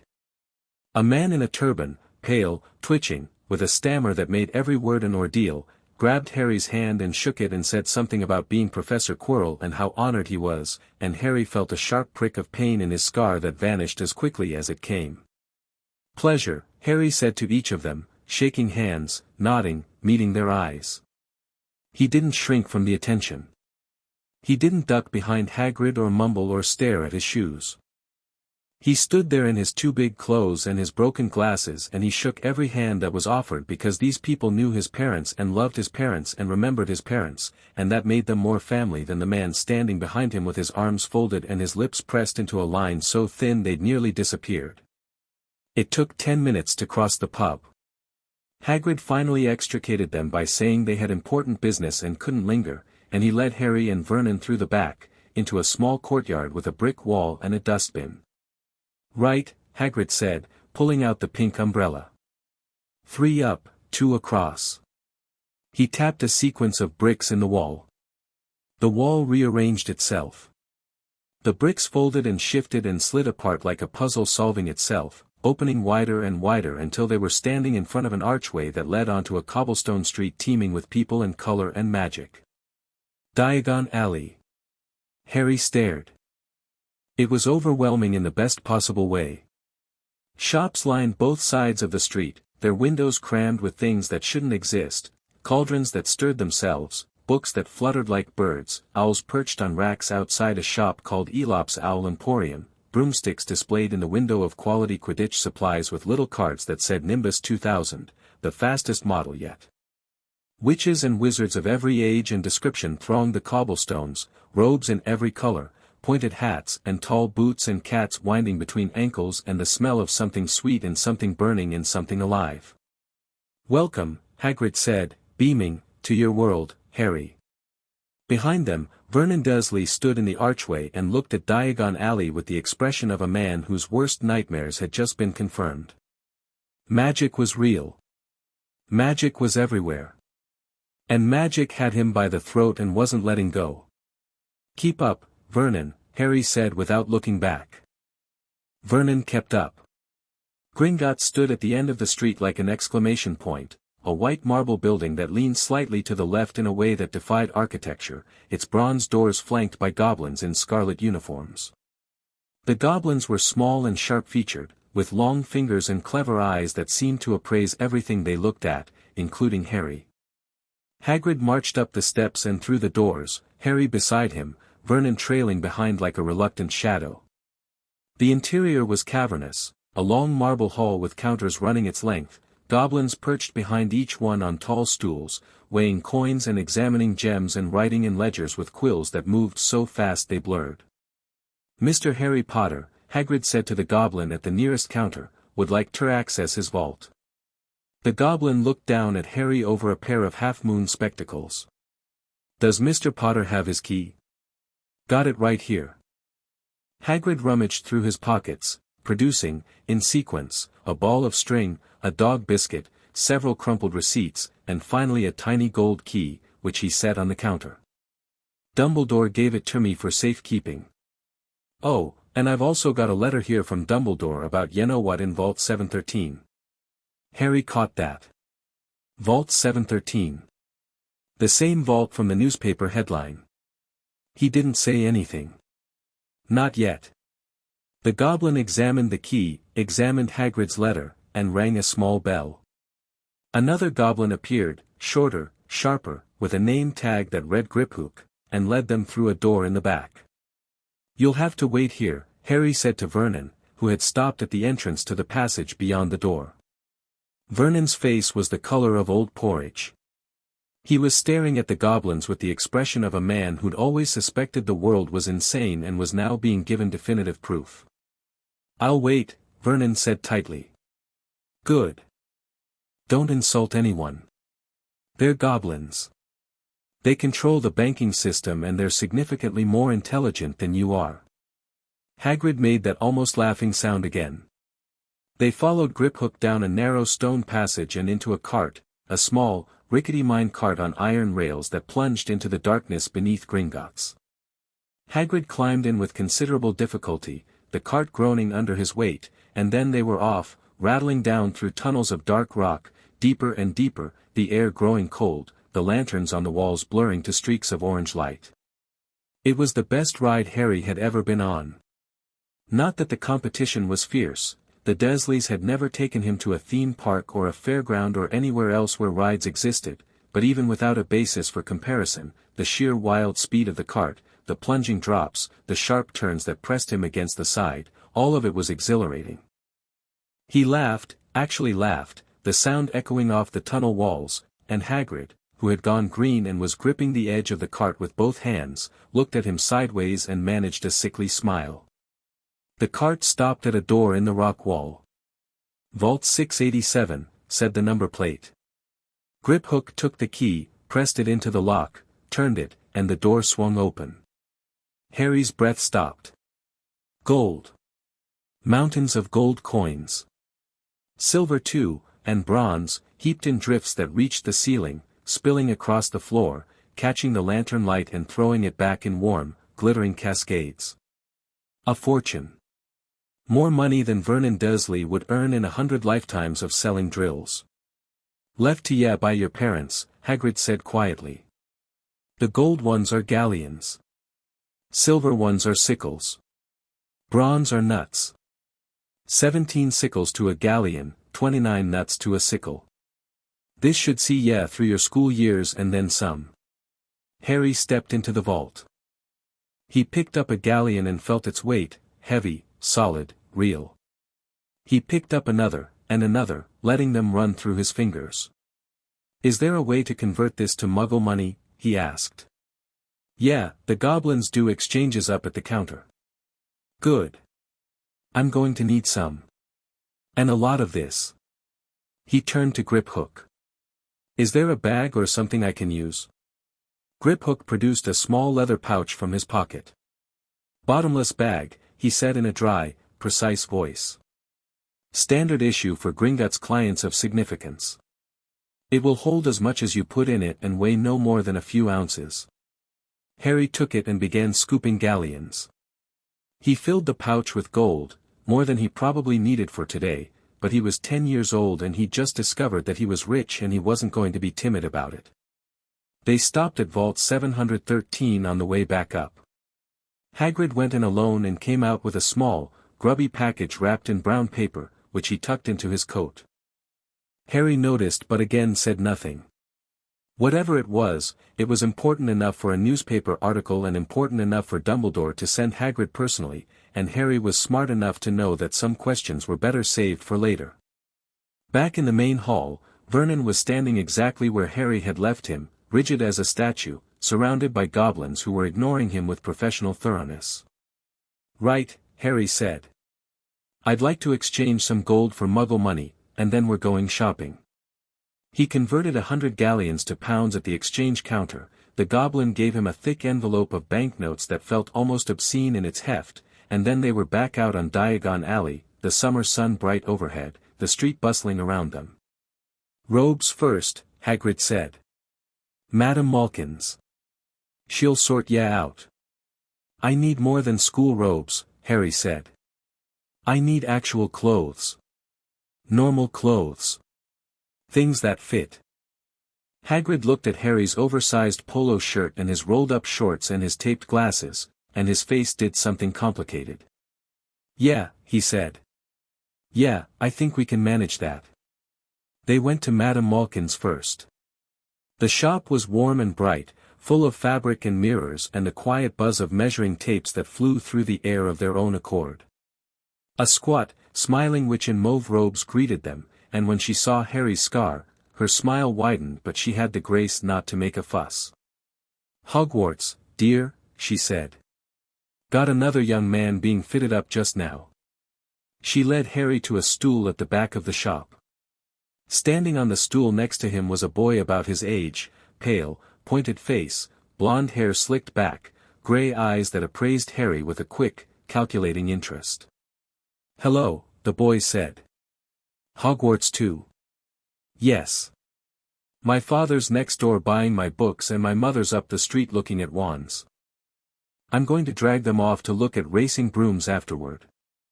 First years aren't allowed their own, which is ridiculous, don't you think? I wouldn't know, Harry said mildly. I've never been on a broom. The boy's eyebrows went up. Really? Where did you grow up? With muggles. Something flickered across the boy's face, quick, gone in an instant, but Harry caught it. Condescension. The reflexive kind, learned rather than innate. I see, the boy said. My father says it's a shame they let muggleborns in at all, but I suppose, what's your name? Harry asked. Not aggressively. Just, directly. Malfoy. Draco Malfoy. Harry Potter. The measuring tape whirring around Draco's shoulders froze. The boy's grey eyes snapped to Harry's forehead, found the scar, and went wide. Whatever performance he'd been in the middle of, the casual superiority, the name-dropping, the world-weary 11-year-old routine, fell away for just a second, and Harry saw something genuine underneath. Something that might have been awe or might have been hunger or might have been both. Harry Potter, Draco repeated. Well. That's. My father's told me about you. Good things, I hope. He says you're the most important person in the wizarding world under the age of 20. I'm 10. And I've been living in a cupboard. So I'd take your father's assessment with a grain of salt. Draco stared at him. His mouth opened, closed, opened again. Whatever response he'd prepared for meeting the famous Harry Potter, this wasn't it. Harry Potter was supposed to be either awed by the Malfoy name or intimidated by it. He wasn't supposed to be standing on a fitting stool in muggle clothes, calmly deflecting flattery like it was tennis practice. A cupboard, Draco said. Long story. I'll tell you on the train if you're interested. Madame Malkin finished pinning Harry's robes and bustled off to prepare them. Draco was called away by a tall, imperious man with the same blonde hair and grey eyes, his father, clearly, who glanced at Harry with sharp interest, saw the scar, and paused. Mr. Potter, said the elder Malfoy. His voice was smooth, cultured, and absolutely controlled. A pleasure to meet you at last. Lucius Malfoy. Mr. Malfoy. Harry met his eyes. Lucius Malfoy was the kind of man who expected children to look away, to be cowed by the weight of his presence and his name and his money. Harry didn't look away. He'd spent 9 years under Vernon Dursley's roof, and Vernon Dursley had taught him exactly one useful thing: what a bully looked like from below. Lucius's smile thinned by a fraction. Come, Draco, he said, and led his son out of the shop, but Harry saw Draco glance back over his shoulder once before the door closed. Vernon was waiting outside the shop, standing on the pavement like a man in a lineup, his face a permanent shade of beetroot. Witches and wizards gave him curious looks as they passed. A muggle in Diagon Alley was unusual enough to attract attention, and Vernon's obvious misery only made him more conspicuous. Here, Harry said, handing Vernon 3 of the shopping bags that Madame Malkin had loaded up. Not just school robes, Harry had ordered casual clothes too, proper-fitting trousers and shirts and a warm cloak lined with dark green silk that the witch had said brought out his eyes. He'd also had his glasses repaired with a tap of Madame Malkin's wand, the frame straightened and strengthened, the tape dissolved. They sat on his nose properly now, and the world looked sharper through them. Vernon took the bags. His hands were shaking, but he took them. Next stop, Harry said.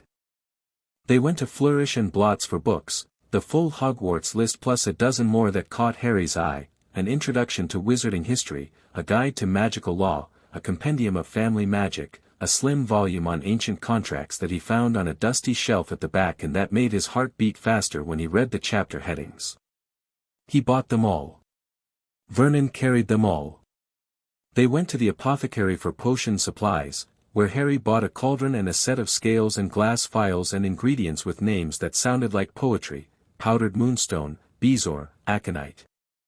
They went to the stationery shop for parchment and quills and ink.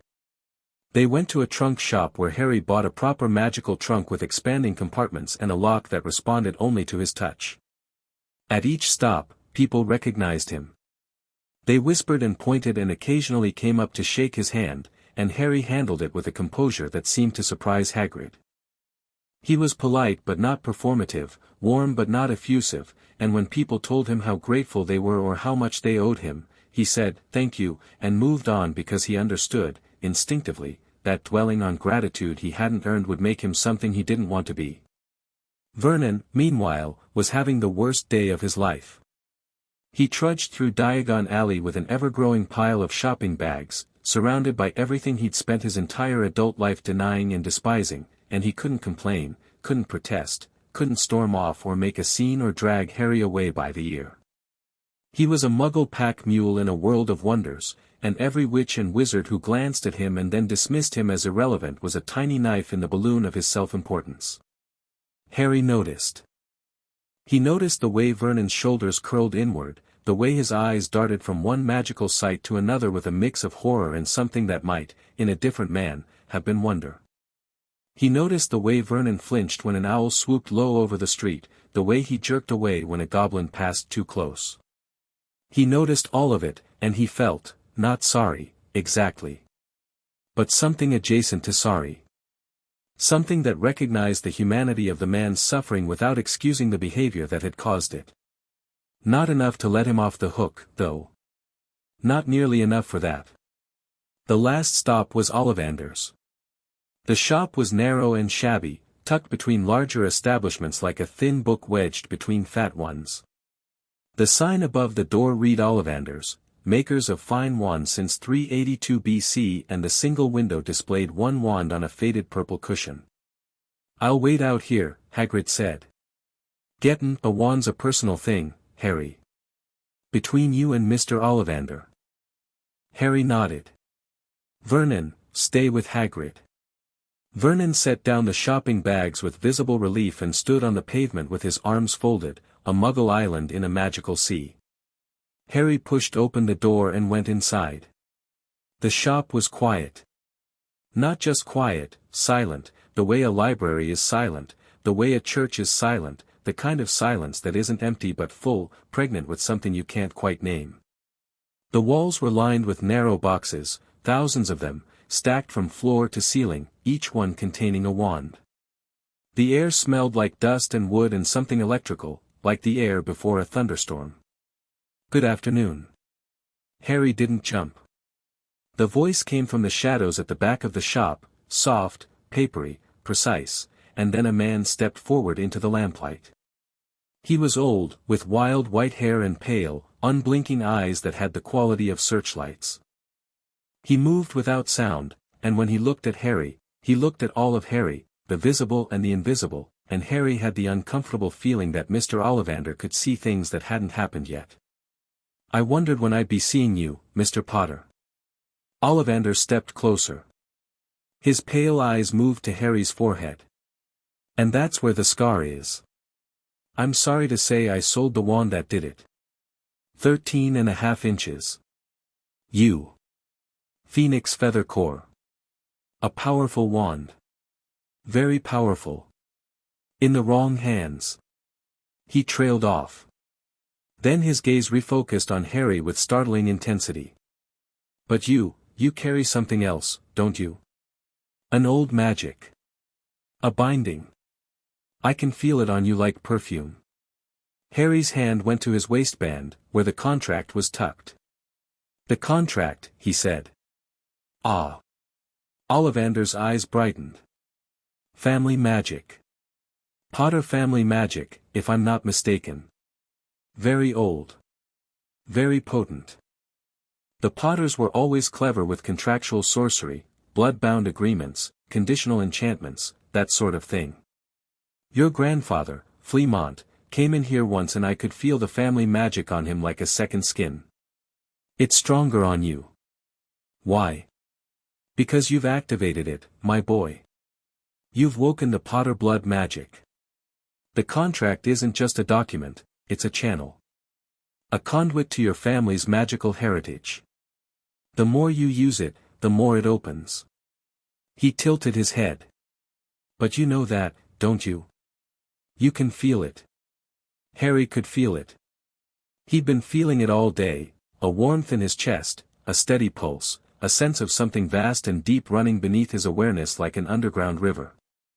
He'd assumed it was excitement or nerves. But Ollivander was right. It was more than that. Now, Ollivander said, clapping his hands. Let's find you a wand. What followed was one of the strangest experiences of Harry's life, which, given recent events, was a competitive field.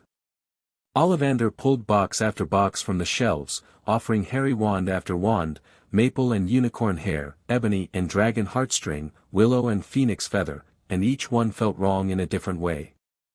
Too stiff, too loose, too cold, too heavy. One shot sparks that set fire to a stack of papers. Another turned the lamplight blue. A third did nothing at all, lying in Harry's hand like a dead stick. Tricky customer, Ollivander murmured, but he looked delighted rather than frustrated. He disappeared into the back of the shop and came out with a single box, older than the others, dusty and slightly battered. Try this. Holly and phoenix feather. 11 inches. Nice and supple. Harry took the wand. And the world changed. Warmth flooded through his hand, up his arm, into his chest, meeting the warmth already there, the contract's pulse, the family magic, and the two currents merged and something happened that made Ollivander take a sharp step back. The wand sang. Not literally, there was no sound, but Harry felt it vibrate in his grip with a harmony that was like a chord struck on an instrument he'd been born to play, and a cascade of golden sparks erupted from the tip and spiraled upward, illuminating the shop in warm, shimmering light that danced on the walls and the ceiling and the thousands of wand boxes and Ollivander's awestruck face. "Oh, bravo," Ollivander whispered. "Yes, yes." "Oh, very good." Harry looked at the wand. It felt like an extension of his hand. Like something he'd been missing without knowing it. Like finding a word you've been searching for at the tip of your tongue. "Curious," Ollivander said. "Very curious." "What's curious?" "I remember every wand I've ever sold, Mr. Potter. Every single one. The phoenix whose tail feather resides in your wand, it gave another feather. Just one other. And that other feather is in the wand that gave you that scar." The shop was very quiet. The golden sparks were fading, settling like embers. "So Voldemort's wand and my wand are brothers," Harry said. Ollivander's pale eyes went wide. Not at the name, at the speed with which Harry had made the connection. "Yes," he said. "Brother wands. Curious indeed. I think we must expect great things from you, Mr. Potter. After all, he who must not be named did great things, terrible, yes, but great." Harry held the wand up and looked at it. Holly, 11 inches, phoenix feather. Brother to a killer's weapon. He turned it in the light and watched the wood catch the glow from the lamp, warm and rich and alive. "Great things aren't what I'm after," he said.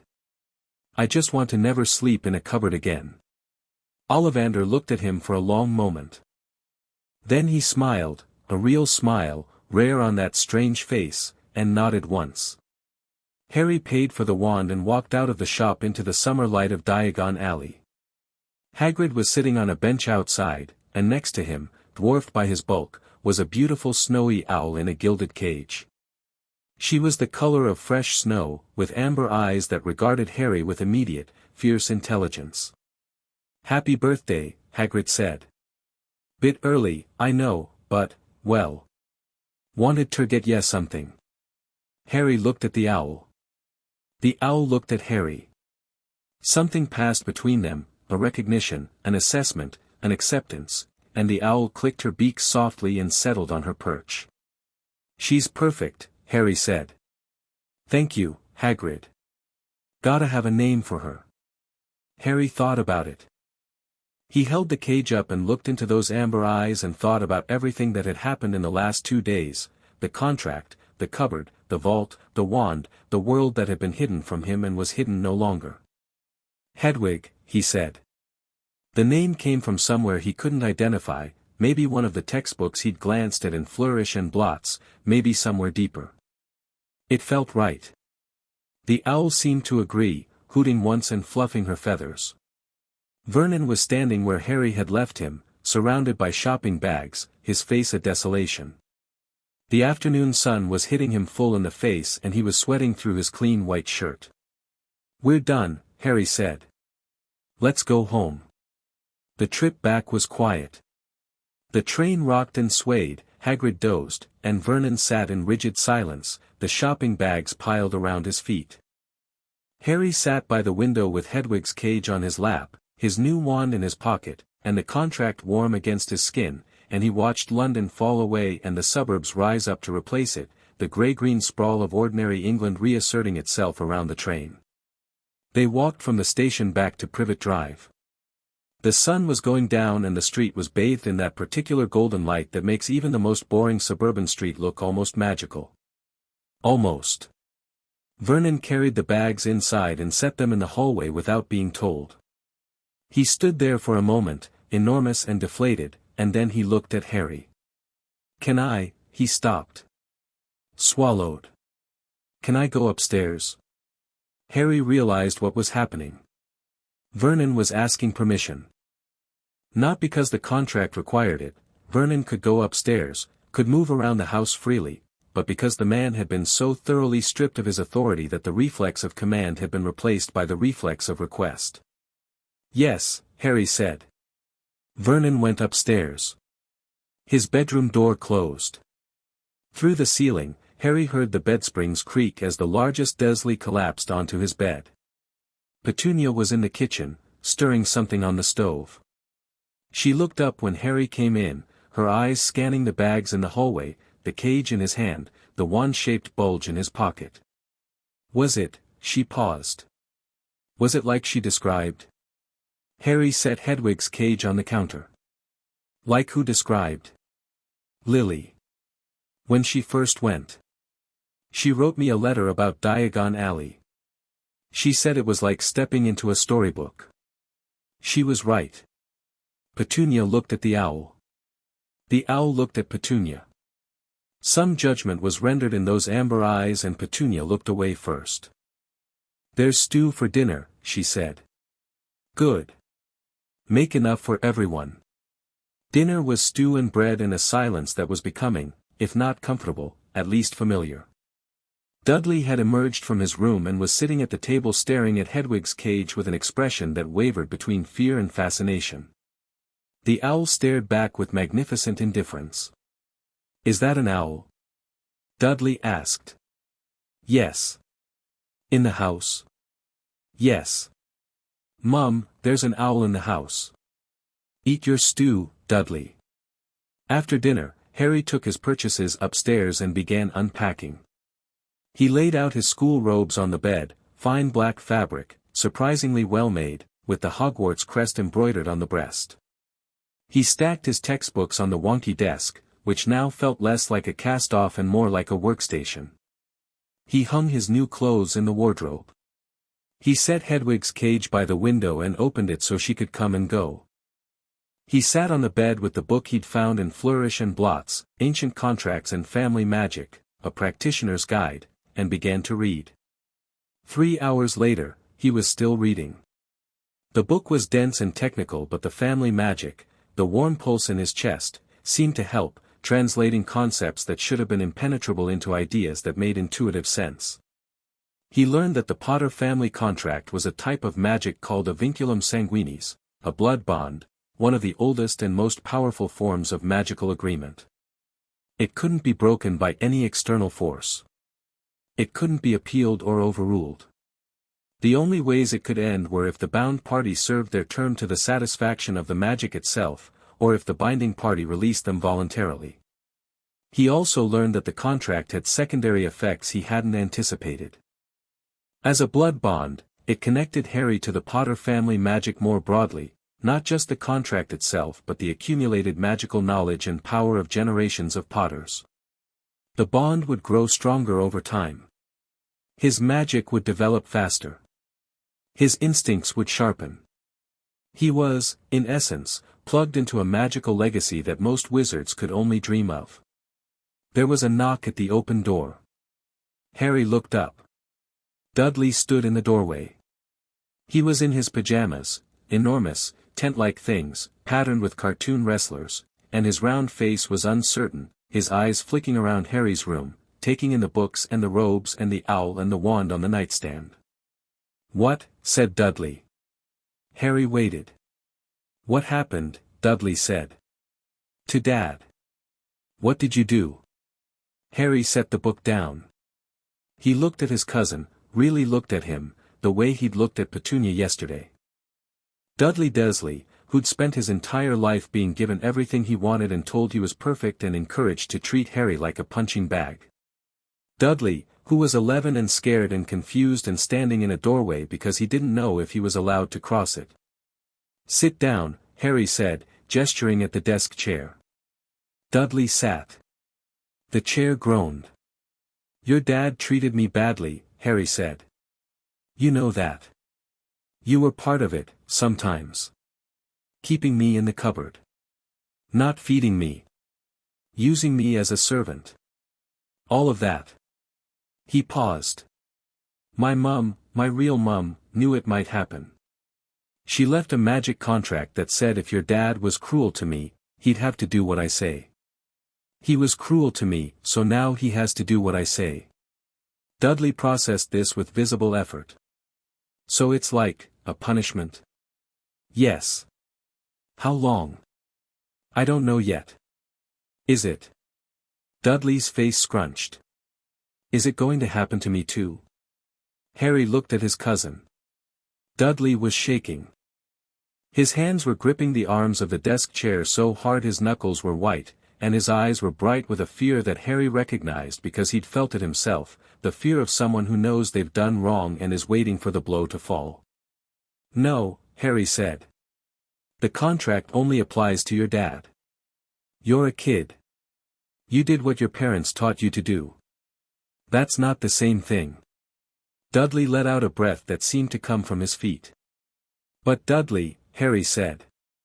"The hitting. The chasing. The name-calling. That stops now. Not because of magic. Because I'm telling you to stop, and if you don't stop, things will be very uncomfortable for you. Not magically uncomfortable. Just. I'm not going to put up with it anymore. Understand?" Dudley nodded. Quickly. "Good. We don't have to be enemies. We don't even have to be friends. But we live in the same house and we're going to treat each other like human beings. That's the deal." Dudley nodded again. He stood up, hesitated, and then said something Harry didn't expect. "I'm sorry. About the cupboard." It was mumbled, barely audible, delivered to the floor rather than to Harry's face. But it was there. It existed. And Harry, who had been steeling himself against the Dursleys for 2 days, felt something shift, a tiny tectonic movement, deep down, in the place where he kept the things that hurt. "Okay," Harry said. Dudley left. Harry sat on the bed and stared at the doorway for a long time. Then he picked up the book again and kept reading. He fell asleep with the lamp on and the book open on his chest and Hedwig preening on the windowsill, and the last thing he was aware of was the contract pulsing warm against his skin, steady and patient as a heartbeat, as a promise, as the sound of a mother's voice saying you're going to be all right now. Downstairs, in the kitchen, Petunia Dursley sat alone at the table with a cup of tea gone cold and a small photograph she'd pulled from behind the wallpaper calendar where she'd hidden it years ago. The photograph showed 2 girls, one dark-haired and plain, one red-haired and luminous, standing in a garden, squinting into the sun. They were holding hands. They were maybe 8 and 10. They were smiling. Petunia touched the red-haired girl's face with one finger. "You always were cleverer than me," she whispered. Then she put the photograph back behind the calendar and washed her teacup and turned off the lights and went upstairs to bed, where Vernon lay rigid in the dark, his eyes open and his jaw set and the contract humming in his bones, counting the cost of every cruelty like a ledger that would never balance. The house settled into silence. The street outside was dark. Somewhere in Scotland, in a castle perched on a cliff above a black lake, an old man with a long silver beard sat at his desk reading a report from the Department of Magical Law Enforcement, and his blue eyes, usually twinkling, were very still. Ancient blood contract activated, the report read. Location, 4, Privet Drive, Little Whinging, Surrey. Binding party, Harry James Potter, age 10. Bound party, Vernon Dursley, Muggle. Contract type, Vinculum Sanguinis, Preministry, Potter family origin. Estimated date of creation, October 1981. Creator, Lily Potter, née Evans. Note, this contract predates all current ministry authority. We have no jurisdiction. Recommend observation only. Albus Dumbledore set the report down and removed his half-moon spectacles and pressed his fingers to the bridge of his nose. "Oh, Lily," he said softly. "What have you done?" But he knew what she'd done. She'd done exactly what he should have done and hadn't, she'd protected her son. Not from dark wizards. Not from killing curses. From the ordinary, mundane, devastating cruelty of people who should have loved him and didn't. He put his spectacles back on and opened a drawer and took out a quill and a fresh sheet of parchment. He had a letter to write. And in the second bedroom of number 4 Privet Drive, Harry Potter slept, and dreamed of nothing at all, and the parchment under his pillow glowed gold in the darkness like a lantern lit for a traveler who was finally coming home. Chapter 3, The World Beyond the Cupboard. The letter from Dumbledore arrived 3 days later, carried by a magnificent eagle owl that landed on the kitchen windowsill at breakfast and regarded the Dursley household with an expression of aristocratic disdain. Harry untied the scroll from its leg, offered the owl a piece of bacon, which it accepted with the air of someone doing him a favor, and unrolled the parchment while Vernon sat frozen with a fork halfway to his mouth and Petunia gripped the edge of the counter like the floor might give way. "Dear Harry, I hope this letter finds you well. My name is Albus Dumbledore, and I am the headmaster of Hogwarts School of Witchcraft and Wizardry. I was a friend of your parents and it was I who placed you with your aunt and uncle after their deaths. I understand that a great deal has changed at Privet Drive in recent days. I would very much like to discuss these changes with you in person, if you are amenable. I propose to call upon you this Saturday at 2 o'clock in the afternoon. I assure you that my visit is not intended to challenge or interfere with the contract you have activated. I merely wish to speak with you, wizard to wizard, and to offer whatever guidance I can as you prepare for your first year at Hogwarts. I should also mention that a representative of the Department of Magical Law Enforcement has requested permission to accompany me. Her name is Amelia Bones, and she is the head of the department. She is a fair and principled woman. I believe you will find her presence helpful rather than threatening, but the decision is entirely yours. Looking forward to our meeting. Yours most sincerely, Albus Dumbledore. Harry read the letter twice. Then he set it on the table and ate his eggs. "Well?" Petunia said. "Dumbledore's coming Saturday. He's bringing someone from the ministry." Vernon's fork clattered against his plate. "No. Absolutely not. I will not have these people in my, Vernon." The single word stopped him like a wall. Vernon's mouth closed. The protest, whatever shape it had been trying to take, dissolved behind his teeth and left him sitting there with his jaw working and nothing coming out. "They're coming," Harry said. "And you're going to be here when they arrive. Dressed properly, sitting in the lounge, behaving yourself. You're going to answer any questions they ask you, truthfully, and you are not going to embarrass yourself or me. Clear?" "Clear," Vernon said. The word sounded like it had been run over a cheese grater on the way out. Harry finished his eggs, drank his juice, and went upstairs to write a reply. "Dear Professor Dumbledore, Saturday at 2 o'clock is fine. Madam Bones is welcome as well.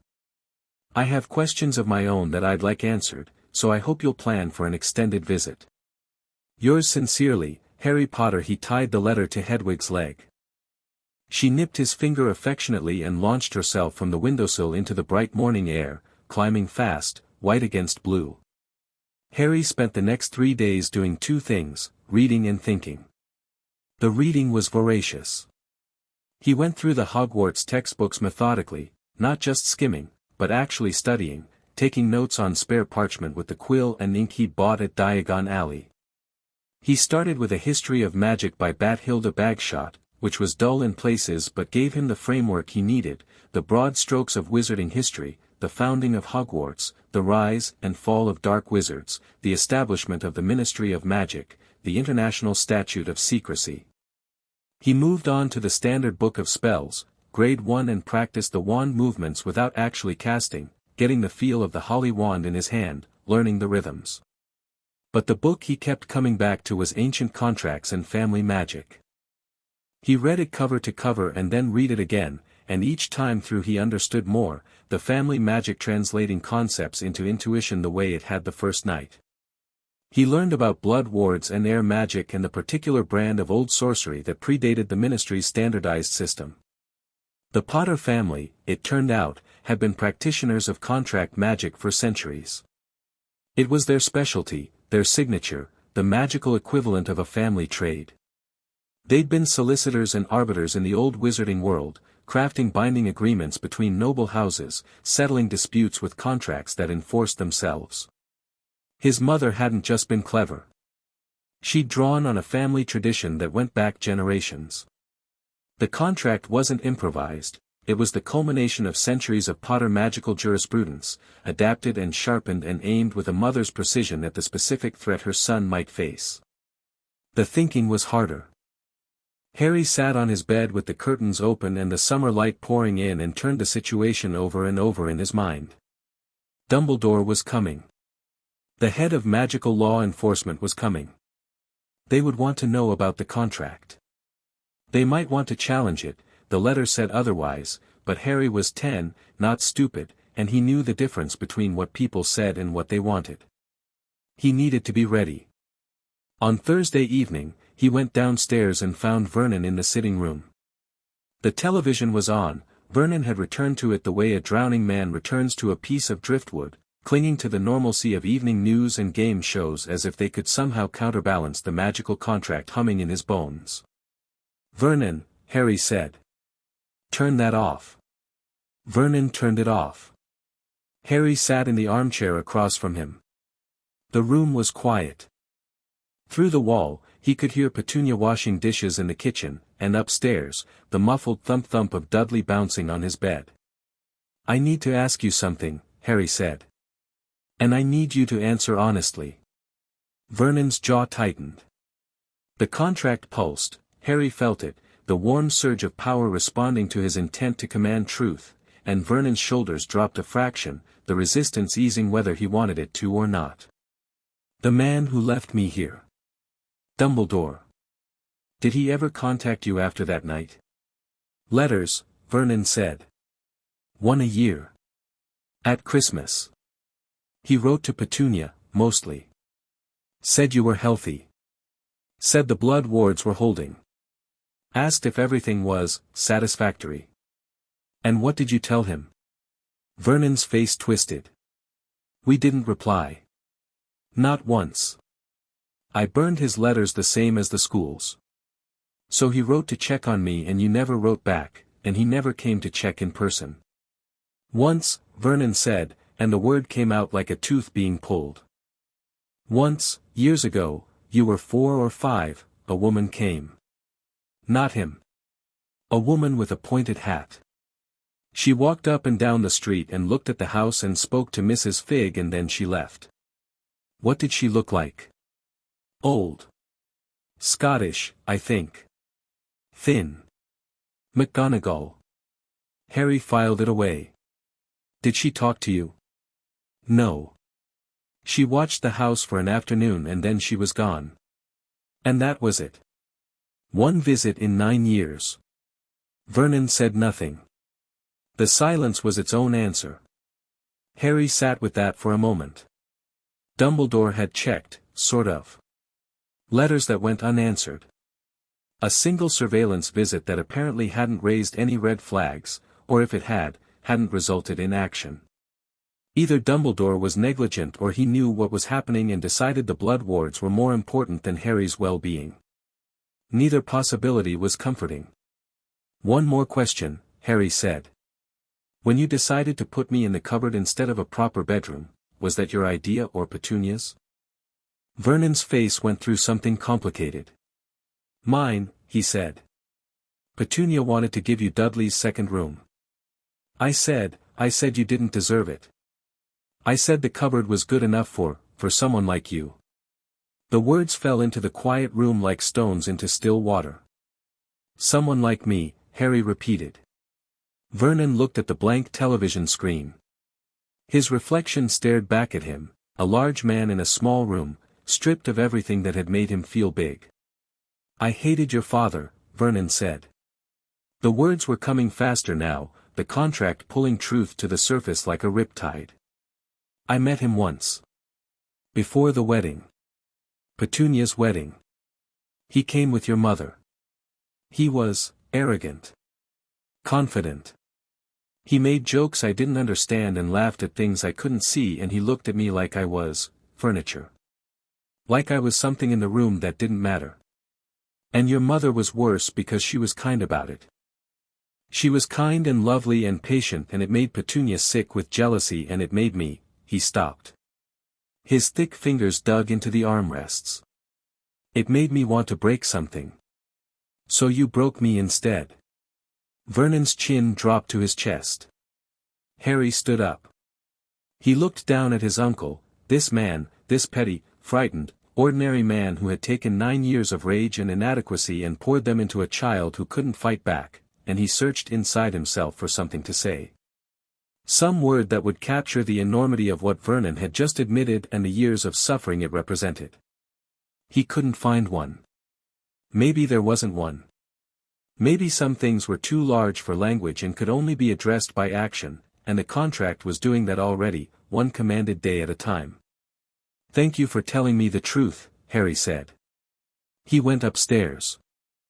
He closed the door, for the first time since he'd moved into the room, and sat on the bed and stared at the wall and breathed. Something in his chest was very tight. Not the contract. Something older and deeper and more human.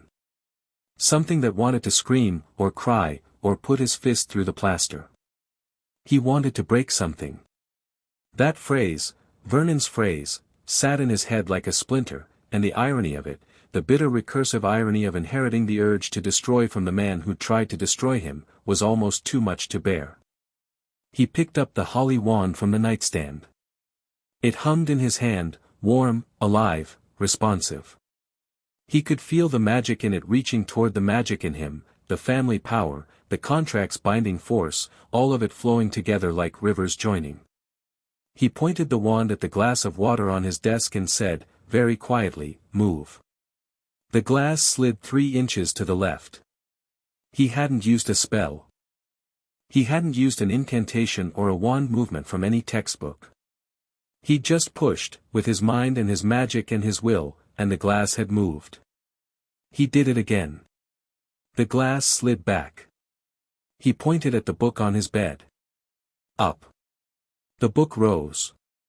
It hovered 6 inches above the duvet, rotating slowly, and Harry held it there with nothing but intent, and the magic was effortless, easy, like flexing a muscle he'd always had but never known about. This was the family magic. The contract had opened a door and the power was pouring through.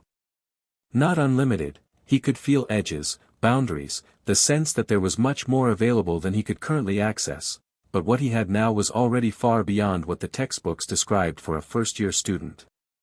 The books talked about levitation charms and color change spells and simple transfigurations. Harry had just moved objects with raw will, no incantation, no formal casting.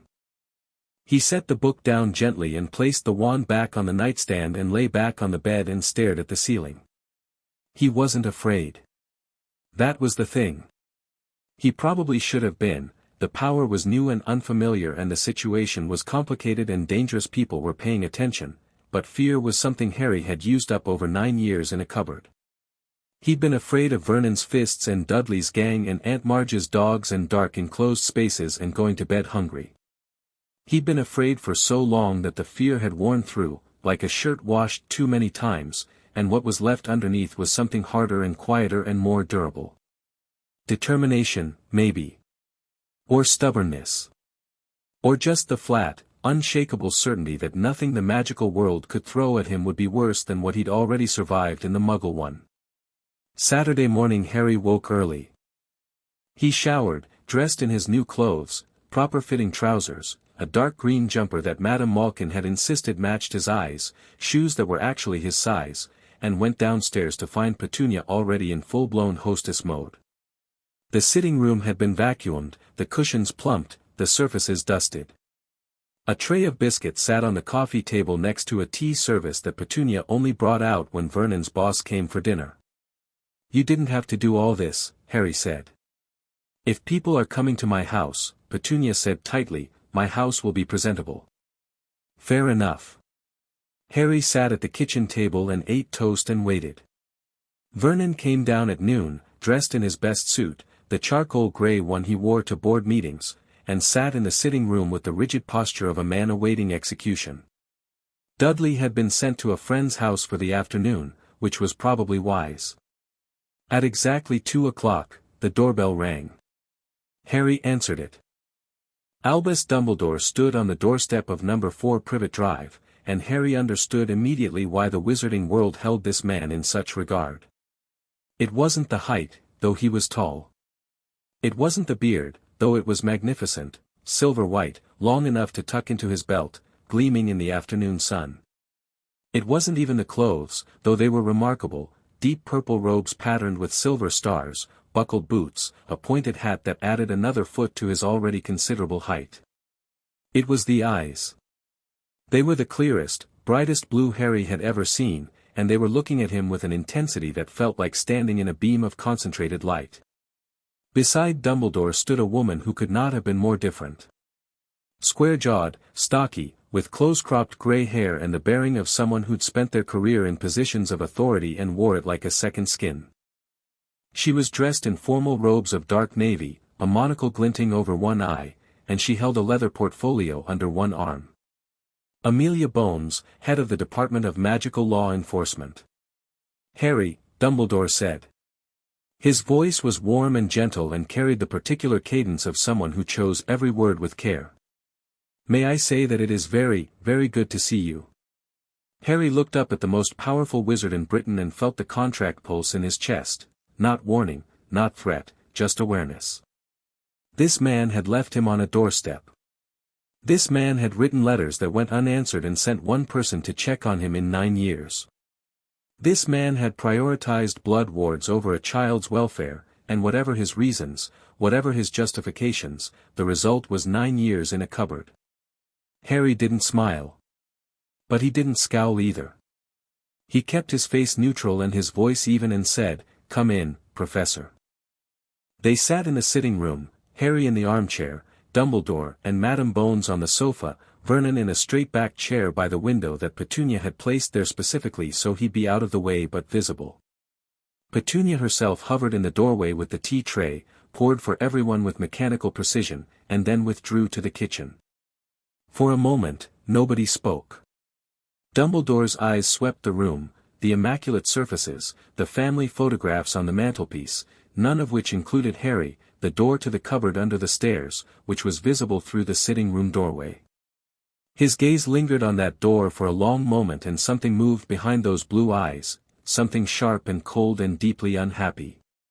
"Harry," Dumbledore said. "Before we begin, I want to say something to you that I should have said 10 years ago and didn't. I owe you an apology." Harry waited. "When I placed you here, I believed, truly and completely, that you would be safe. The blood wards created by your mother's sacrifice are among the most powerful protective enchantments known to wizarding kind. As long as you lived with your mother's blood relative, you were shielded from Voldemort and his followers in a way that no other magic could replicate." He paused. "What I failed to account for, what I chose not to account for, was that protection from dark wizards does not equate to protection from ordinary cruelty." He looked at Vernon. Vernon looked at the floor. "I knew," Dumbledore said quietly. "Not the specifics. But I knew that the Dursleys were not kind. Arabella Figg reported to me regularly. She told me you were thin. She told me you were quiet. She told me you wore clothes that didn't fit and that you flinched when adults raised their voices.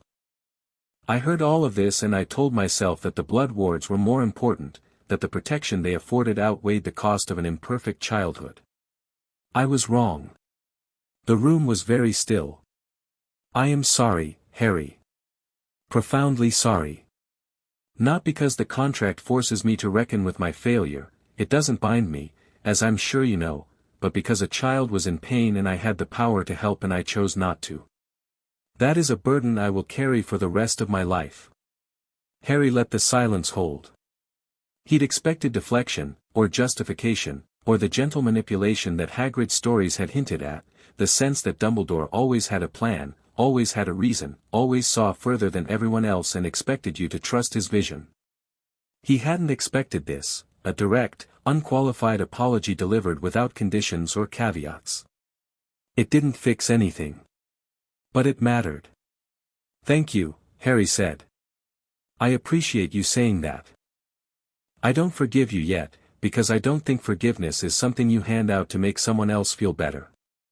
But I hear you, and I'll remember it. Dumbledore looked at him with an expression Harry couldn't quite read, surprise, maybe, or respect, or the particular kind of reassessment that happens when you realize the person in front of you is not who you expected them to be. You are very like your mother, Dumbledore said. People keep telling me that. I'm starting to take it as a compliment. A flicker at the corner of Dumbledore's mouth. Almost a smile.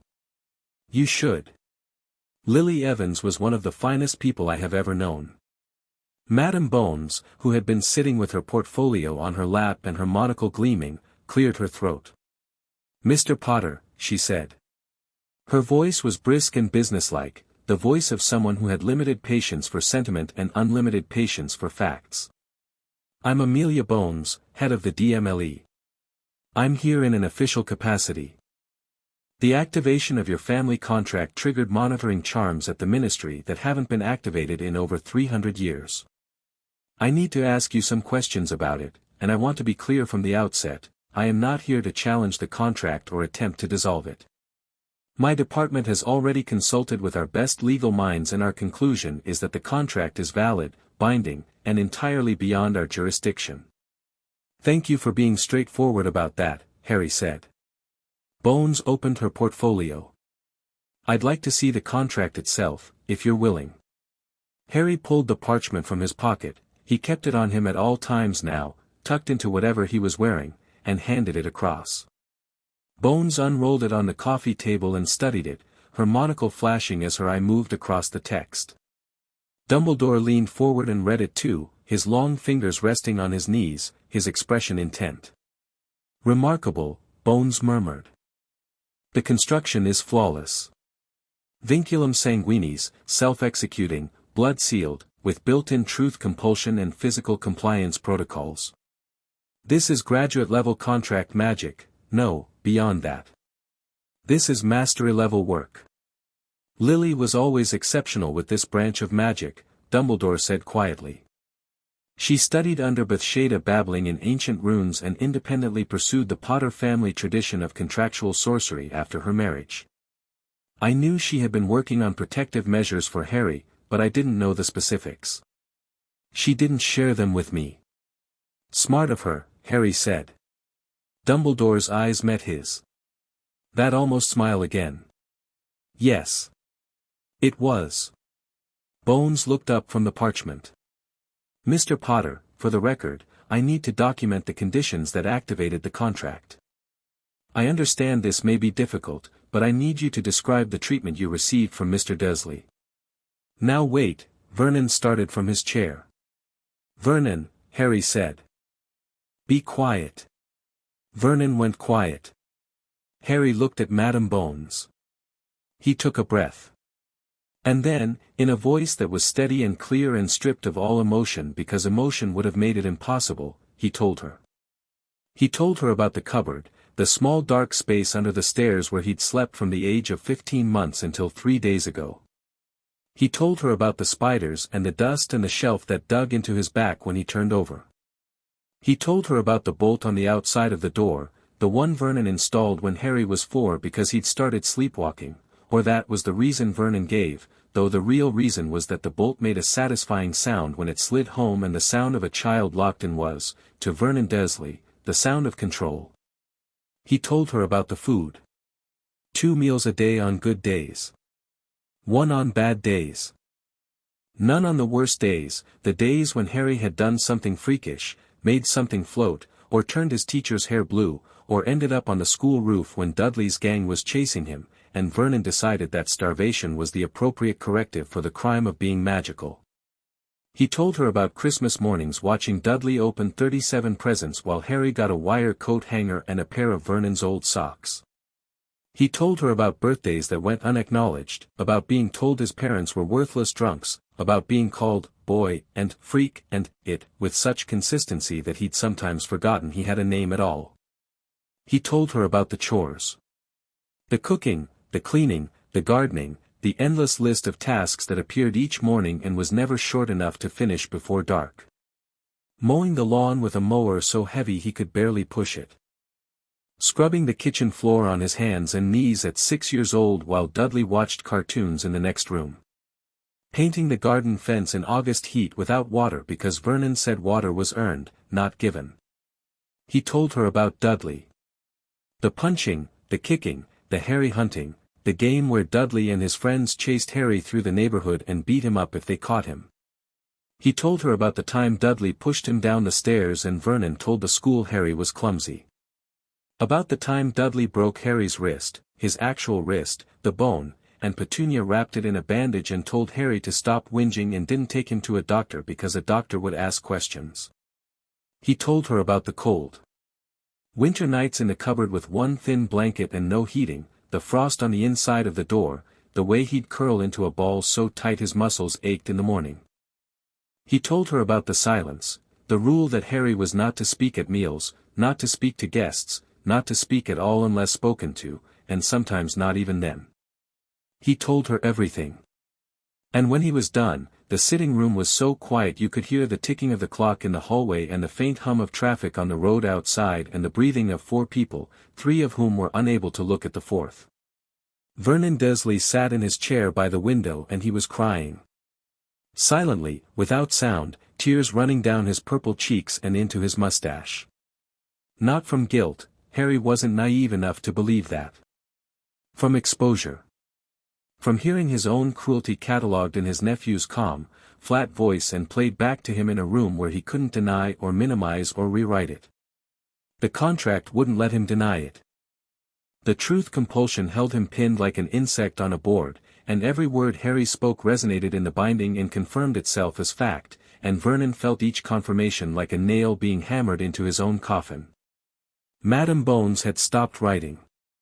Her quill was motionless over her parchment, her monocle slightly fogged, and her square jaw was set so tight that the muscles in her cheeks were visible. "I see," she said. Her voice was carefully controlled. "Thank you, Mr. Potter. I'm sorry to have asked." "Don't be." It needed to be on the record. Dumbledore hadn't moved. He sat on the sofa with his hands folded in his lap and his blue eyes fixed on the carpet, and he looked old. Not the theatrical old of his robes and his beard and his half-moon spectacles, actually old, the kind of old that comes from carrying too many mistakes for too many years. "Well then," Bones said, straightening. She closed her portfolio with a snap that seemed louder than it should have been. "Mr. Potter, based on what you've described and the legal analysis my department has conducted, here is my official position. The contract is valid. Its activation was justified. Mr. Vernon Dursley is legally bound under ancient magical law to serve at your direction for a period to be determined by the contract's own magic. The Ministry of Magic has no authority to intervene and will not attempt to do so." She turned to Vernon.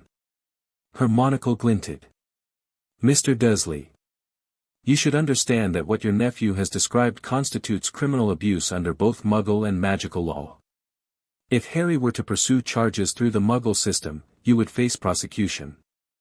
If he were to pursue them through the magical system, and yes, there is precedent for prosecuting Muggles who abuse magical children, you would face incarceration in Azkaban, which I assure you is considerably less pleasant than any Muggle prison.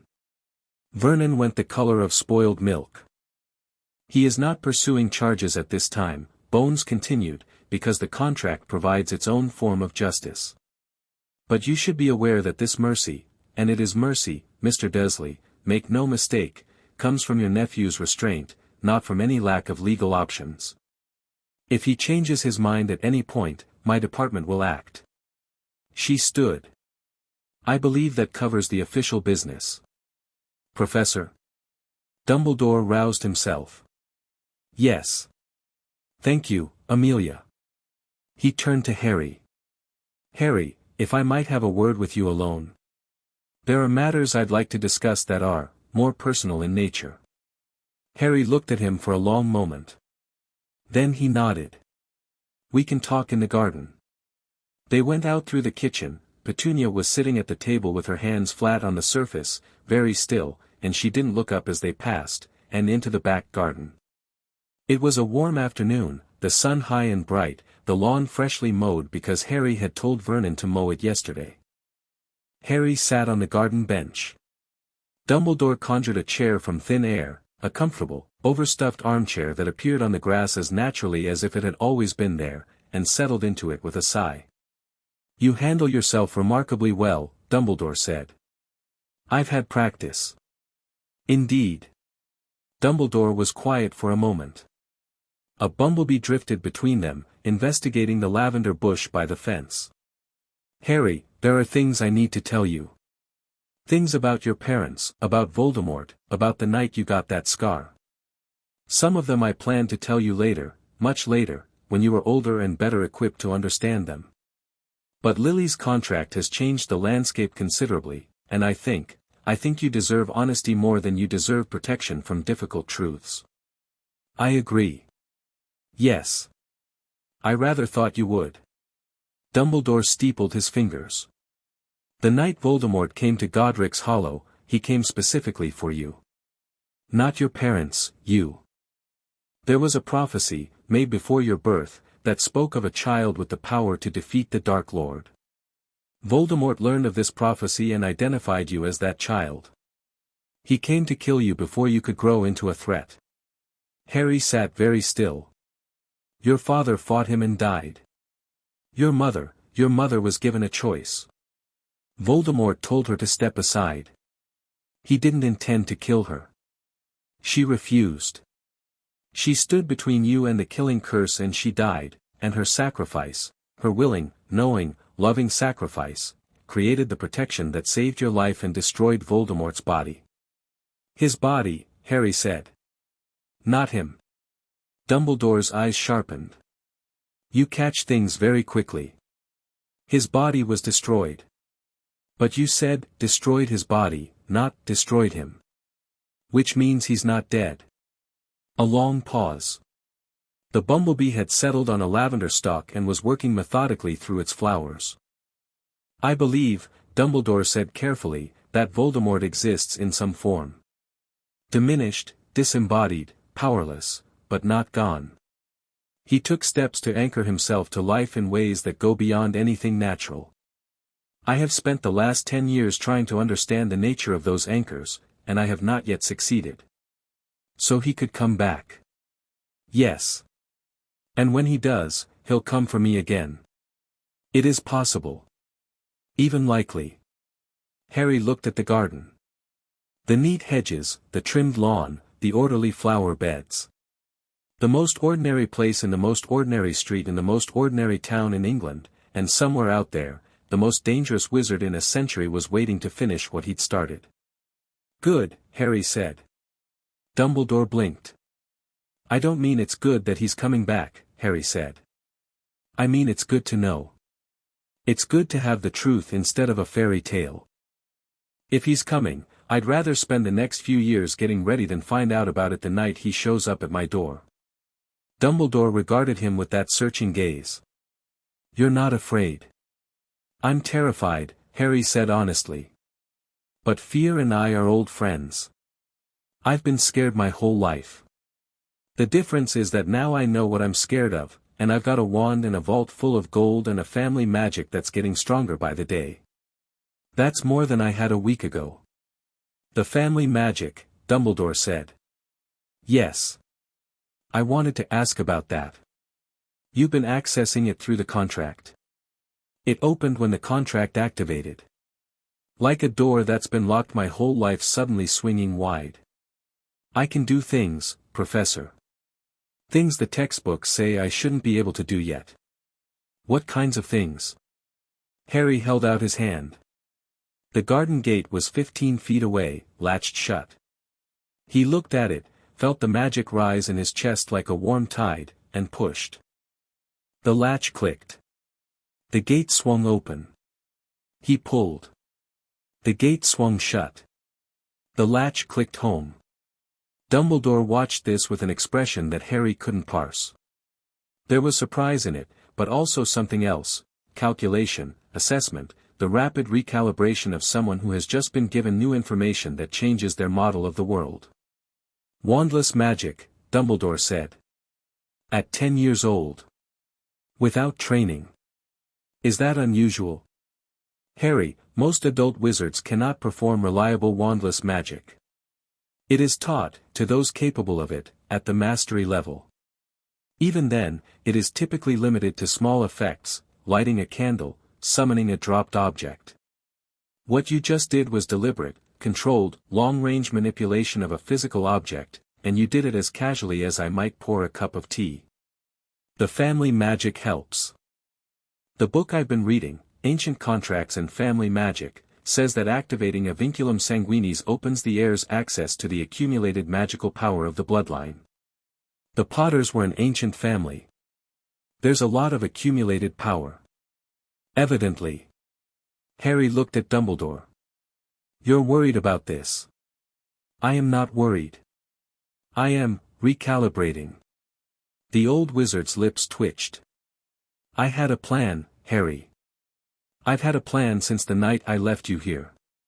A careful, measured, long-term plan to introduce you to the magical world, to guide your education, to prepare you, gradually, for the challenges ahead. Your mother's contract has rendered approximately 90% of that plan obsolete. And the other 10%? Hogwarts. I still believe that Hogwarts is where you need to be. Not because I want to control you or shape you or use you as a piece in some grand chess game, though I acknowledge that my track record does not inspire confidence on that front, but because Hogwarts will give you something I cannot, peers. Friends. A community. You've spent 10 years alone, Harry. You need people your own age who understand your world. Harry considered this. I was going to go anyway. I've already accepted my place. I know. Minerva was very pleased. But I'm going on my terms, Professor. Not as the boy who lived who doesn't know anything and needs to be guided and protected. I'm going as someone who knows the truth about his parents, his enemy, and his power. I'm not going to be anyone's project. No, Dumbledore agreed. I don't imagine you will be. They sat in the garden for another hour. Dumbledore told him about Hogwarts, the houses, the teachers, the castle itself. He told him about his parents as students, James's talent for transfiguration and his insufferable confidence and the way he'd eventually grown into someone worthy of Lily Evans's love. He told him about Lily, her brilliance, her kindness, her temper, the way she could make a room brighter just by walking into it. Harry listened and absorbed and asked questions and filed the answers away in the growing architecture of his understanding, and through it all the contract hummed in his chest, steady and warm, and the family magic flowed like an underground river, growing stronger by the hour. When Dumbledore finally stood to leave, the afternoon had turned to evening and the shadows in the garden were long and cool. One last thing, Harry said. Dumbledore paused, his conjured chair already dissolving back into the air behind him. The blood wards, Harry said. The ones my mum's sacrifice created. Are they still working? They are. As long as you call this place home, even nominally, they will hold. So I can live at Hogwarts during term, come back here for summers, and the wards stay up. That is correct. And the contract? It works even when I'm not physically present. Dumbledore looked at him with those piercing blue eyes. The contract is a blood bond. It operates on proximity but is not dependent on it. Vernon Dursley is bound to you whether you are in the next room or on the other side of the country. Your commands will hold in your absence. He cannot leave this house without your permission regardless of where you are. Good. I want him here, maintaining this house, going to work, keeping up appearances. Petunia too. I don't want Privet Drive to look any different from the outside. The blood wards work best when the household looks normal, right? That is, an astute observation. I've been reading. Dumbledore studied him. You have a plan. I have the beginning of one. I'm 10. The details need work. That almost smile became a real one, brief but genuine, crinkling the corners of those remarkable eyes. I look forward to seeing what you become, Harry Potter. So do I.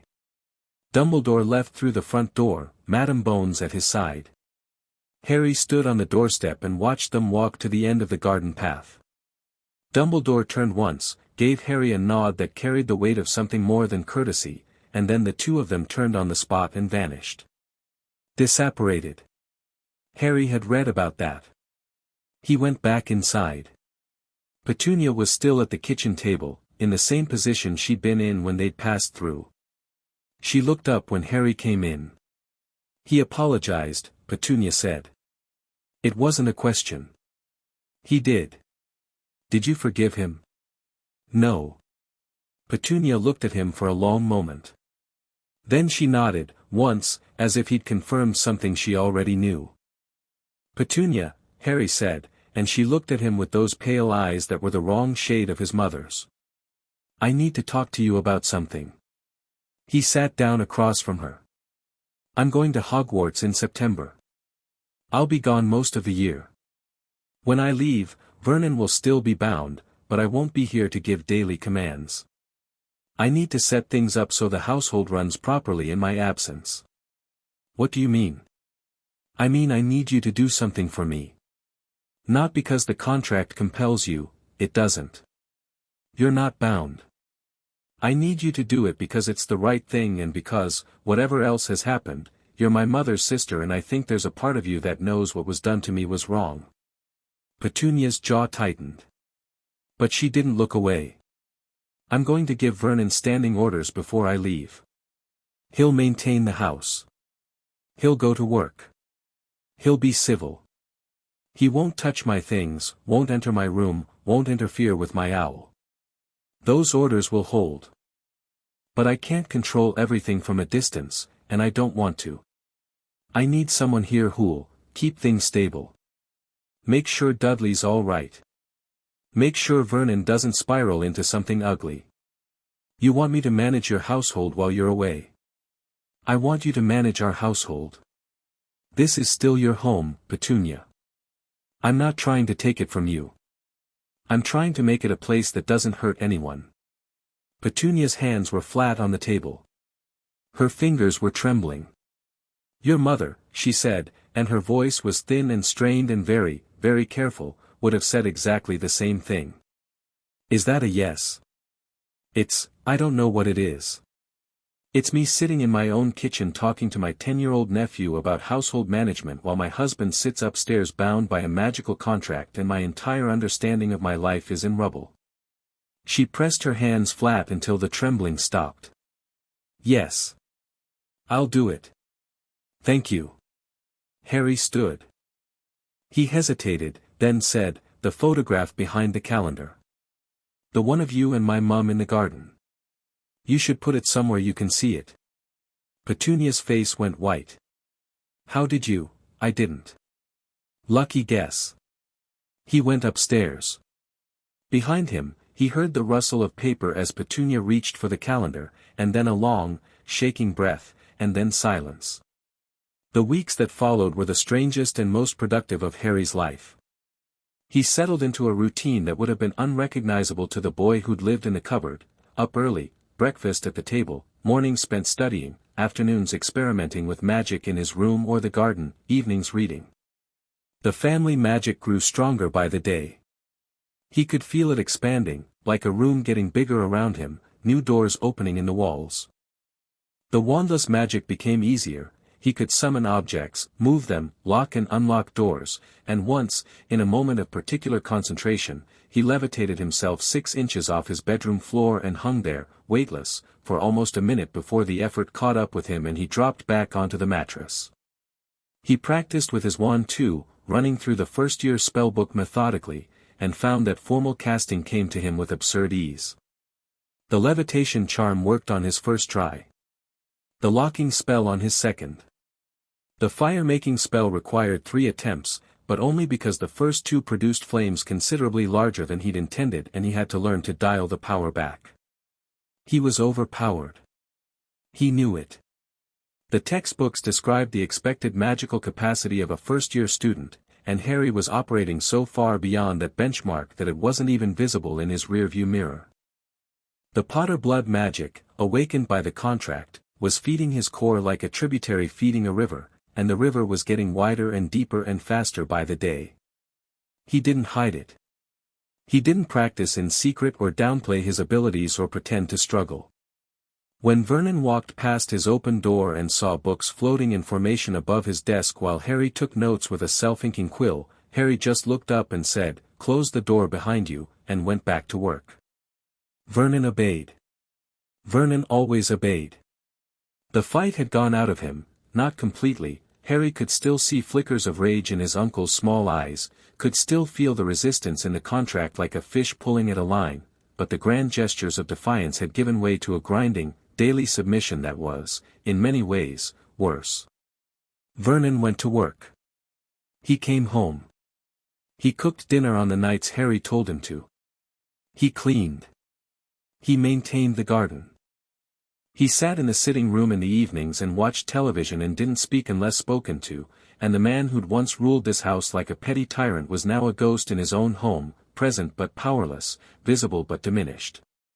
Harry watched this happen and felt the complicated tangle of emotions that came with it, satisfaction and guilt and something like pity, all wound together so tightly he couldn't always tell which was which. He didn't feel bad about the contract. He didn't. Vernon Dursley had earned every moment of his servitude and the contract's magic confirmed it, humming with steady certainty every time a command was given. But watching a person be reduced, even a person who deserved it, was not the uncomplicated victory that revenge fantasies promised. He talked to Hedwig about it sometimes, late at night, the owl perched on the headboard of his bed, her amber eyes wise and patient. "I don't want to be cruel," he told her. "But I don't want to let him off either. Is there a word for that? For wanting justice but not wanting to enjoy it?" Hedwig hooted softly and nipped his ear. "Yeah," Harry said. "I thought you'd say that." 2 weeks before term started, Harry sat Vernon down in the sitting room and gave him his standing orders. He'd written them out on parchment, partly because it felt appropriate to formalize them, partly because the contract seemed to respond to written commands with a particular firmness, the blood magic recognizing the echo of its own nature in the act of putting terms to paper. "While I'm at Hogwarts," Harry said, "the following rules apply. 1. You will go to work every day and perform your job competently.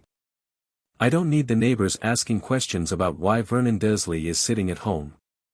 Vernon said nothing. His jaw was set. 2. You will maintain this house. Lawn mowed, hedges trimmed, repairs done. I want Privet Drive to look exactly the way it's always looked. A curt nod. 3. You will treat Petunia and Dudley with respect. You don't get to take out your frustration on them. The contract will enforce this. Vernon's eye twitched. 4. You will not enter my room. You will not touch my things. You will not interfere with Hedwig. If she comes and goes through the window, you will ignore her. Another nod. 5. You will not leave little whinging without Petunia's approval. I'm delegating that authority to her while I'm away. If she says you can go somewhere, you can go. If she says no, you stay. Vernon's face darkened at this. The idea of needing his wife's permission to leave town was, apparently, more galling than needing his nephew's, but the contract settled the command into his bones and he grunted an acknowledgement. 6. You will eat properly, sleep properly, and take care of yourself. I'm not interested in you falling apart while I'm gone. You're no good to anyone if you're sick. This one seemed to confuse Vernon. His brow furrowed, as if kindness from Harry was a code he couldn't crack. That's it, Harry said. Do those things and we'll have no problems. Break any of them and I'll know, the contract will tell me. And I'll come home to deal with it, and you will not enjoy that conversation. He rolled up the parchment and handed it to Vernon, who took it with the gingerness of a man handling a live grenade. Are there any questions? Harry asked. Vernon looked at the parchment. Then at Harry. Then at the parchment again. How long? He asked. The same question Petunia had asked the first night. The only question that mattered to Vernon Dursley. The contract lasts until the magic decides you've served equivalent to what I suffered. I don't control that timeline. It's not up to me. Years, Vernon said hoarsely. It'll be years. Harry didn't answer, because the truth was that he didn't know, and guessing wouldn't help either of them. The contract would run its course. The magic was patient and precise and it would count out its measure of justice in its own time and its own way. Probably, Harry said, because Vernon deserved honesty even when honesty was hard. Vernon closed his eyes. When he opened them, something had shifted, not acceptance, not yet, but the exhausted recognition of a man who has stopped fighting a current and is learning to float. All right, Vernon said. All right, Harry agreed. The last night before September 1st, Harry packed his trunk. He did it carefully, methodically, laying out each item and checking it against his list. Robes. Books. Cauldron. Scales. Files. Parchment, quills, ink. The holly wand, which went into a holster he'd bought at a shop in Diagon Alley during a second trip he'd taken alone via the night bus, a terrifying triple-decker purple monstrosity that he discovered by accidentally flagging it down one evening when he stuck his wand hand out to catch a moth on the front step. He packed the contract last. It went into the inner pocket of his trunk, protected by a charm he'd taught himself from the family magic book, a blood-sealed lock that would open only for a potter. The parchment glowed softly as he placed it inside, warm and steady, a heartbeat in a box. He sat on the bed and looked around the room. It was different now. His books lined the desk. His robes hung in the wardrobe. Hedwig's perch stood by the open window. The walls were still bare and the carpet was still worn and the desk still had a wonky leg, but it was his, undeniably his, the first space in the world that belonged to Harry Potter. There was a knock at the open door. Dudley stood there, pajama-clad and uncertain. You're going tomorrow, Dudley said. Yeah. To the magic school. Yeah. Dudley hovered in the doorway. Over the past weeks, a fragile, tentative something had developed between them, not friendship, nothing so grand, but a cessation of hostilities that occasionally included brief, awkward conversations and one memorable afternoon when Dudley had watched Harry levitate a book from across the room and said, "Wicked," before remembering he was supposed to be afraid of magic and retreating to his room. "Will you write?" Dudley asked, and then immediately went red, as if the question had escaped without permission. Harry looked at his cousin. "Do you want me to?" "I dunno. Maybe. Just, so we know you're all right." "All right," Harry said. "Cool." Dudley shifted his weight. Good luck, then."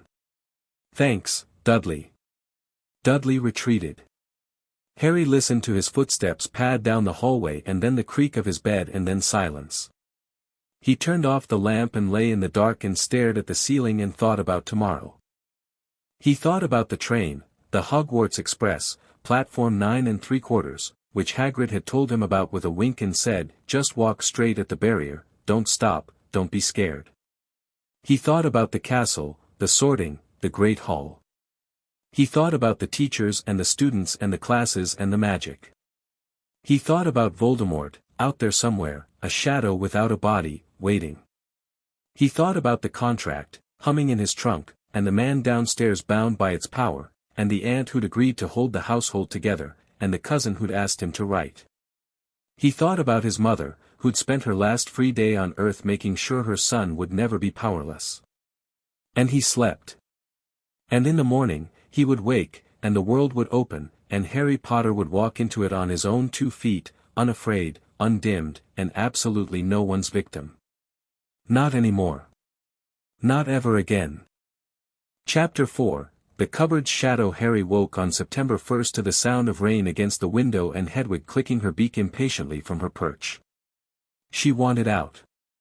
She always wanted out in the early morning, when the mice were still dew-drunk and slow in the garden, and Harry had learned that an owl denied her morning hunt was an owl who would spend the rest of the day giving you the kind of look that made you feel personally responsible for the decline of civilization. "Go on," he said, pushing the window wider. She launched herself into the grey drizzle without a backward glance, wings catching the air in a single powerful stroke, and was gone over the rooftops before Harry had even gotten both feet on the floor. 6:15. The train left at 11 from King's Cross. He had time. He showered and dressed in Muggle clothes, the good ones, the ones that fit, dark jeans and a grey jumper and proper shoes, because the journey to London would be through the Muggle world and there was no point advertising. His robes were packed. Everything was packed. The trunk stood at the foot of his bed, locked and warded, containing everything he owned in the world that mattered, his textbooks, his cauldron, his wand holster, his new clothes, his mother's contract.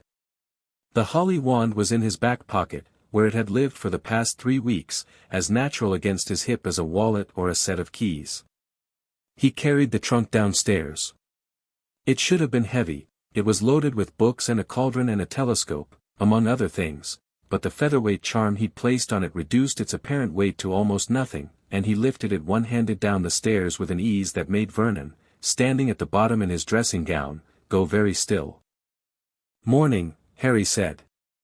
Vernon said nothing. He looked at the trunk, then at Harry, and his face did something it had been doing with increasing frequency over the past few weeks, a kind of ripple, like a pond's surface when a stone skips across it, where multiple emotions crossed his features in rapid succession without any of them sticking. Fear.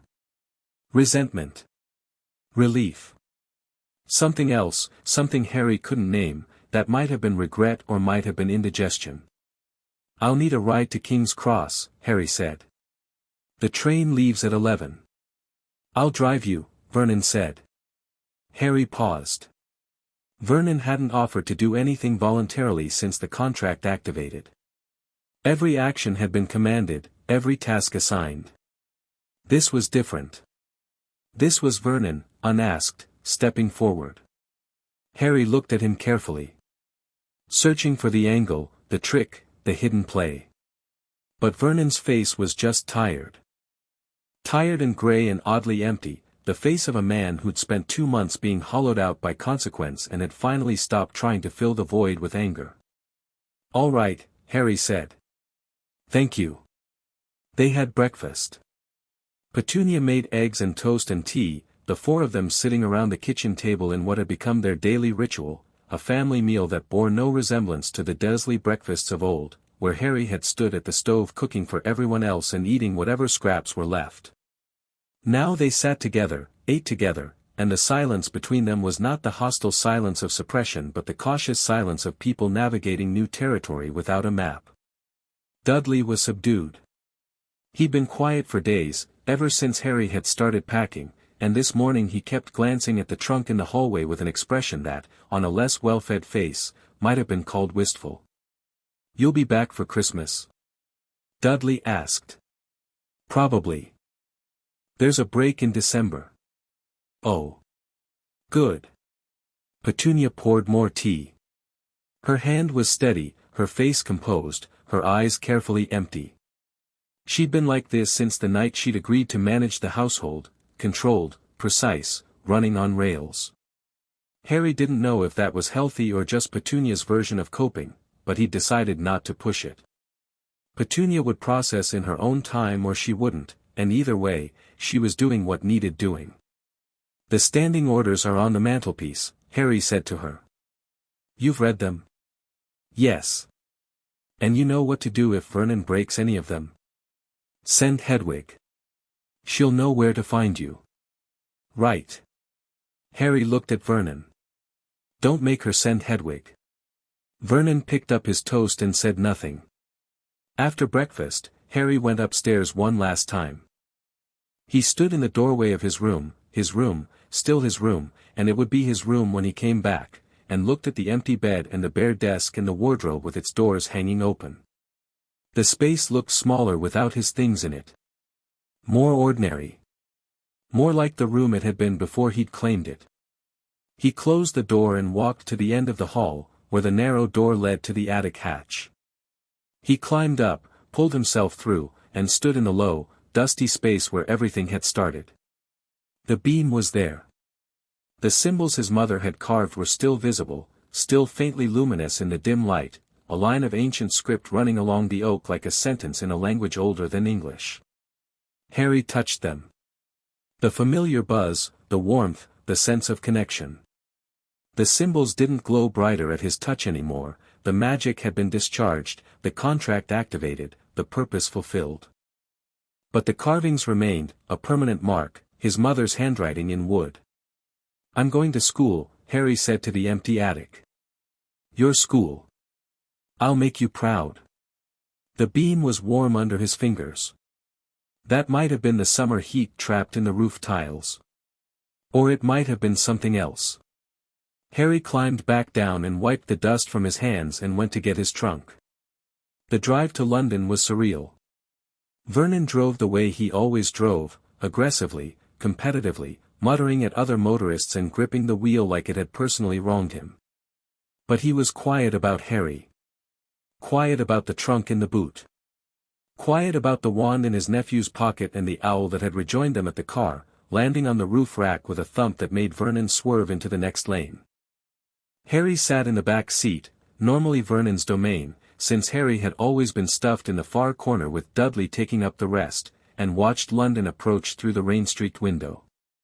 The city swelled around them, grey and vast and ancient, and somewhere in it, hidden behind a pub that muggles couldn't see, was a train platform that didn't exist and a scarlet steam engine waiting to carry him into a world he'd only known for 2 months. They pulled into the King's Cross car park at 9:45. Vernon killed the engine and sat there, his hands still on the wheel, staring through the windscreen at the station. "Platform 9 3/4, Harry said. "Between platforms 9 and 10. You walk straight at the barrier and you don't stop." "That's insane," Vernon said, but his voice carried no heat. He said it the way you'd comment on the weather, observationally, without investment. "Probably. But that's how it works." Harry opened his door. "Come on. You can help me with the trunk." They walked through King's Cross together, Harry and Vernon and Hedwig in her cage, which drew stares and comments from passing commuters. Vernon pushed the trolley with Harry's trunk on it, his enormous frame cutting a path through the crowd like an icebreaker through pack ice, and Harry walked beside him with his hands in his pockets and his wand warm against his hip. They found the barrier between platforms 9 and 10. It looked like a solid brick wall. It looked like exactly what it was, an impossible passage hidden in plain sight, the wizarding world's front door, disguised as a dead end. Vernon stared at it. Harry could see the war happening behind his uncle's eyes, the rational mind insisting that brick walls were solid and that walking into one would result in a broken nose, versus the magical contract humming in his bones confirming that the world was stranger and larger than anything Vernon Dursley's imagination had room for. "You can't come through," Harry said. "The barrier only admits magical people and their immediate magical family. But you can watch." "Watch what?" "You walk into a wall and disappear." "Yes." Vernon looked down at him. For a long, strange moment, neither of them spoke.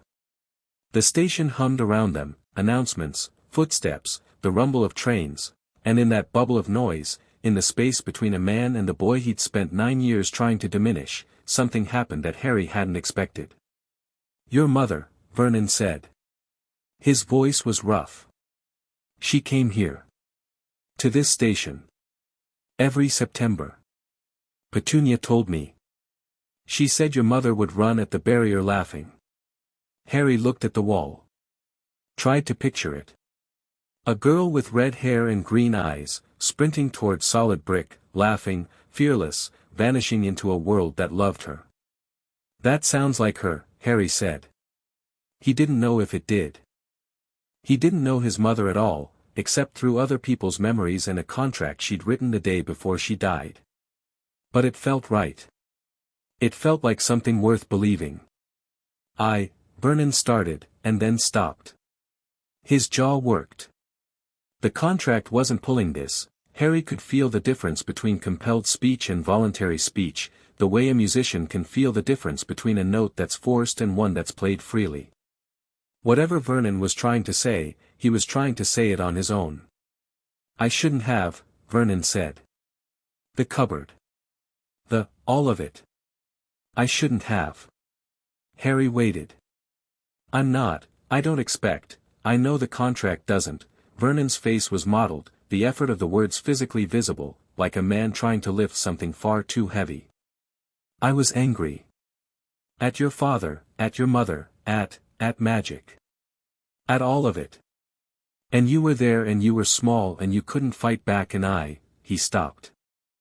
His hands were shaking on the trolley handle. I know, Harry said. I'm not asking you to forgive me. Good. Because I'm not going to. Not today. Vernon nodded. His chin dropped. He stood there in the middle of King's Cross Station, the largest man in any room he entered, and he looked like something that had been broken and set wrong and was only now beginning to understand the shape of the break. Harry pulled his trunk off the trolley. He set Hedwig's cage on top of it. He looked at his uncle one more time. Go home, Vernon. Take care of the house. Be decent to Petunia and Dudley. Do your job. I'll be back at Christmas. All right. And Vernon, the thing you just said. I shouldn't have. Hold on to that. That's the first honest thing you've said to me in 10 years that the contract didn't force out of you. That matters. Vernon's eyes were wet. He blinked rapidly, turned away, and walked back toward the car park without looking back. Harry watched him go, the big man getting smaller in the crowd, shrinking with distance, just another commuter in an overcoat, carrying nothing, weighed down by everything. Harry turned to the barrier. He gripped his trunk handle and Hedwig's cage and took a breath. Then he ran. The brick dissolved around him like fog, a sensation of passing through something that was simultaneously solid and not, a momentary darkness followed by an explosion of color and sound and steam, and he was through. Platform 9 3/4 was chaos. Beautiful, glorious, magical chaos. The Hogwarts Express sat along the platform like a dragon at rest, scarlet and gleaming, steam billowing from its chimney and wreathing the platform in warm white clouds. Hundreds of people thronged the space, students in muggle clothes and robes, parents hugging children and handing over packed lunches, owls hooting, cats winding between legs, a toad making a break for freedom across the platform with a round-faced boy in frantic pursuit. Harry stood still for a moment and let it wash over him. The noise, the color, the sheer concentrated humanity of it, witches and wizards of every age and description, all together, all real, all part of a world that had been hidden from him for 10 years and was now spread out before him like a feast. He picked up his trunk and walked toward the train. Excuse me, sorry, first year. Do you need help with that? A girl's voice, confident and slightly bossy, cut through the platform noise. Harry turned. She was about his age, with a lot of bushy brown hair and large front teeth and an expression of such intense earnestness that it bordered on aggressive. She was already in her Hogwarts robes and was carrying a book under one arm, Hogwarts, a history, Harry noted, and she was looking at his trunk with the practical eye of someone who'd already organized her own luggage and was now casting about for other organizational challenges to conquer. I'm fine, thanks, Harry said. But I appreciate the offer. I'm Hermione Granger, she said, falling into step beside him as though they'd been walking together for years. I'm Muggle-born, neither of my parents are magical, can you imagine? I didn't even know magic was real until I got my letter. I've read all the textbooks already, of course, and quite a lot of supplementary material. Have you read Hogwarts, A History? It's absolutely fascinating. Did you know the ceiling of the Great Hall is enchanted to look like the sky outside? I did, actually, Harry said. Oh. Well, most people don't bother to read ahead. What's your name? Harry Potter. Hermione stopped walking. Her mouth opened. Her eyes went to his forehead, found the scar, and widened to approximately twice their normal size. Harry Potter, she repeated. You're in modern magical history and the rise and fall of the dark arts and great wizarding events of the 20th century. Am I? I haven't read those ones. You're Harry Potter. So I'm told. Hermione stared at him with an intensity that suggested she was recalibrating her entire understanding of the morning. Then she did something Harry didn't expect, she laughed. A short, surprised laugh, like someone who'd been bracing for something impressive and had gotten something human instead. You're not what I expected, she said. I get that a lot. They boarded the train together, Harry hauling his trunk into the corridor and finding an empty compartment near the middle. He stowed the trunk overhead, the featherweight charm made it easy, and set Hedwig's cage on the seat. Hermione followed him in and sat down opposite, tucking her legs under her, already pulling out Hogwarts, A History as though incapable of sitting in a space without reading material. Do you mind if I sit here? She asked, slightly belatedly, since she was already sitting. Not at all. The train began to fill. Students streamed past the compartment window, older kids greeting each other with shouts and hugs, first-years looking small and overwhelmed, prefects striding through the corridors with an authority that was only slightly undermined by the fact that half of them were still straightening their badges. A red-headed boy appeared in the compartment doorway. He was tall and lanky and freckled, with a smudge of dirt on his nose and an expression of terminal hopefulness. Anyone sitting there? He asked, pointing at the seat next to Harry. Everywhere else is full. Go ahead, Harry said. The boy sat down. He glanced at Harry, then at Hermione, then at Hedwig, and then back at Harry. His eyes did the familiar journey, face, forehead, scar. Blimey, the boy said. Are you really, Harry Potter? Yeah. I'm Ron. Ron Weasley. He shook Harry's hand with a grip that was slightly clammy from nerves. Sorry, it's just, I've heard about you my whole life. My mum told me all about, well, you know. Everyone knows. Everyone except me, until about 2 months ago. Ron's eyebrows went up. You didn't know? About being a wizard? My Muggle relatives kept it from me. Long story. Blimey, Ron said again, with feeling. The train lurched. A whistle blew. Platform 9 3/4 began to slide past the window, parents waving, a small girl with red hair chasing the train and laughing, and then the platform was gone and they were moving, picking up speed, the city falling away on both sides as the Hogwarts Express headed north. Harry sat in the window seat and watched England unroll outside, back gardens and allotments and industrial estates giving way to fields and hedgerows and the soft green hills of the countryside. Rain streaked the glass. The compartment was warm and close and smelled like old leather and chocolate, and Ron was unpacking a stack of sandwiches from a paper bag while telling Harry about his family, 5 older brothers, 1 younger sister, parents who were wizards but didn't have much money, which he delivered with a self-consciousness that Harry recognized intimately. Don't worry about it, Harry said, when Ron trailed off mid-sentence about his second-hand wand with an embarrassed shrug. Money's just money. I spent 10 years with people who had plenty of it and they were miserable. Trust me, having gold in a vault doesn't fix anything that matters. Ron looked at him sideways. You're a bit different from what I expected. So I keep hearing. I mean, I thought you'd be more, I dunno. Showy.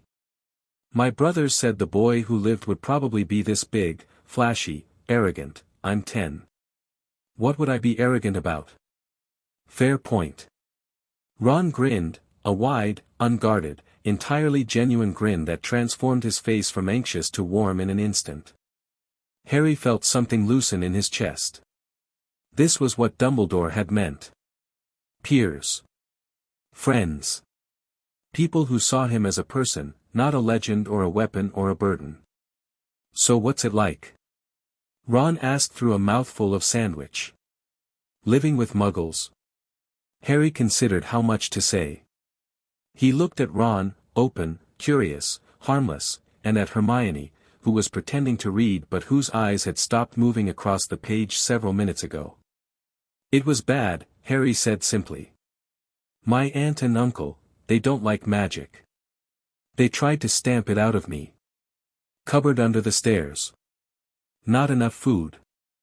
The whole bit. But something changed this summer. I found a family heirloom, you could say. A magical contract my mum left for me. It shifted the balance of power. Ron's sandwich was forgotten. A magical contract? It's a Potter family thing. Old magic. Blood bonds. My mum was brilliant with that kind of work. And it protected you. It did more than protect me. It made my uncle my servant. Silence. Ron stared. Hermione stared. Even Hedwig seemed to be paying attention. Your uncle, Ron said slowly. The Muggle. Is your servant. Magically bound. Has to obey my direct commands. Can't hurt me, can't lie to me, can't leave the house without permission. The contract activated because he'd spent 9 years being cruel to me, and the terms said that cruelty would be repaid with service. Ron looked like someone had hit him with a stunner. His mouth was open, his sandwich listing dangerously in his hand. That, Ron said, is the most brilliant thing I've ever heard. Hermione had given up any pretense of reading. But I've read about blood contracts in a history of magical law. They're supposed to be extinct. The Ministry outlawed most forms of binding magic in the 16th century. How? The contract predates the Ministry. It predates the Wisengamot. It's Potter family magic, passed down through the bloodline. The Ministry can't touch it. They tried, well, not tried exactly, but they investigated. The head of the DMLE came to my house. She confirmed the contract is valid and outside their jurisdiction. Amelia Bones came to your house. Ron's voice had gone slightly squeaky. Yes. My aunt, Ron said faintly. My Aunt Susan talks about her all the time. She's one of the most important people in the Ministry. She seemed competent. And she just signed off. On your uncle being your servant? She didn't have a choice. The contract is older and more powerful than the Ministry itself. It's self-executing. Nobody activated it except me, nobody can deactivate it except me, and it runs until the magic itself decides the debt is paid. Ron sat back in his seat. He looked at Harry with an expression that had moved past surprise and into something like respect, the deep, instinctive respect that one person feels for another who has faced something terrible and come out the other side carrying a weapon. You know, Ron said, my mum always said you'd be special. But I don't think even she imagined this. The train rattled on. The countryside deepened, the hills getting steeper, the trees thicker, the sky darker with clouds that looked like they meant business. A witch with a trolley came by and Harry bought 3 of everything, cauldron cakes, pumpkin pasties, chocolate frogs, Bertie Bott's every flavor beans, and spread the lot across the seat between them, and for the next hour they ate sweets and talked. Ron told him about Hogwarts from the perspective of someone who'd grown up hearing about it, the Quidditch matches, the ghost who haunted the 3rd-floor bathroom, the trick staircases, the forbidden forest. Hermione supplemented this with facts from her reading, which Ron tolerated with the good grace of someone who'd already decided to find this girl endearing rather than annoying. Harry listened and asked questions and filed the answers away, building his picture of the place he was heading toward, the castle that would be his home for the next 7 years. The compartment door slid open. Draco Malfoy stood in the corridor, flanked by 2 boys who looked like they'd been assembled from spare parts left over from a larger, less intelligent project. Both were thick-set and dull-eyed and stood slightly behind Draco with the posture of bodyguards who'd been hired more for their width than their cognitive abilities. "So it's true," Draco said. "Harry Potter is on the train." His grey eyes swept the compartment, lingering on Ron's second-hand robes, on Hermione's bushy hair, on the sweet wrappers scattered across the seats. Something flickered across his face. Calculation. Assessment. "Malfoy," Harry said. "We met at Madame Malkin's." "We did." Draco stepped into the compartment. His flankers followed, crowding the doorway. "These are Crabbe and Goyle. I've been looking for you, Potter. I think you'll find that some wizarding families are better than others. You don't want to go making friends with the wrong sort." His eyes flicked to Ron. "I can help you there." He extended his hand. Harry looked at the hand. Then at Draco's face. The boy was performing, that much was obvious. The confidence was real but the cruelty was borrowed, a costume inherited from his father, not yet tailored to fit. Underneath the sneer, Harry could see the same kid from the robe shop, sharp, curious, desperate to impress. "I appreciate the offer," Harry said. "But I'm quite capable of figuring out who the wrong sort are on my own." Draco's hand hung in the air. His face stiffened. "And for what it's worth," Harry continued, "sorting people into right and wrong based on their family name is exactly what my Muggle uncle used to do. He judged everyone by their background, their money, their pedigree. And right now he's at home scrubbing floors because a magical contract decided that kind of thinking deserves consequences." The compartment was very quiet. Draco's hand slowly lowered. His grey eyes held Harry's, and behind the mask of offended pride, Harry saw something move, a crack, thin but visible, in the architecture of certainty that Lucius Malfoy had spent 11 years building in his son. "Think about it," Harry said. "Madame Malkin's was a good conversation. We don't have to be enemies." Draco stared at him for a long moment. Then he turned and walked out, Crabbe and Goyle lumbering after him, and the compartment door slid shut. Ron let out a breath he'd apparently been holding since the door opened. "Bloody hell, Harry. Do you know who that is?" "The Malfoys are one of the richest and most connected families in the wizarding world. His father was, well, people say he was a Death Eater." "I know. And you just told him off." "I didn't tell him off. I told him the truth. There's a difference."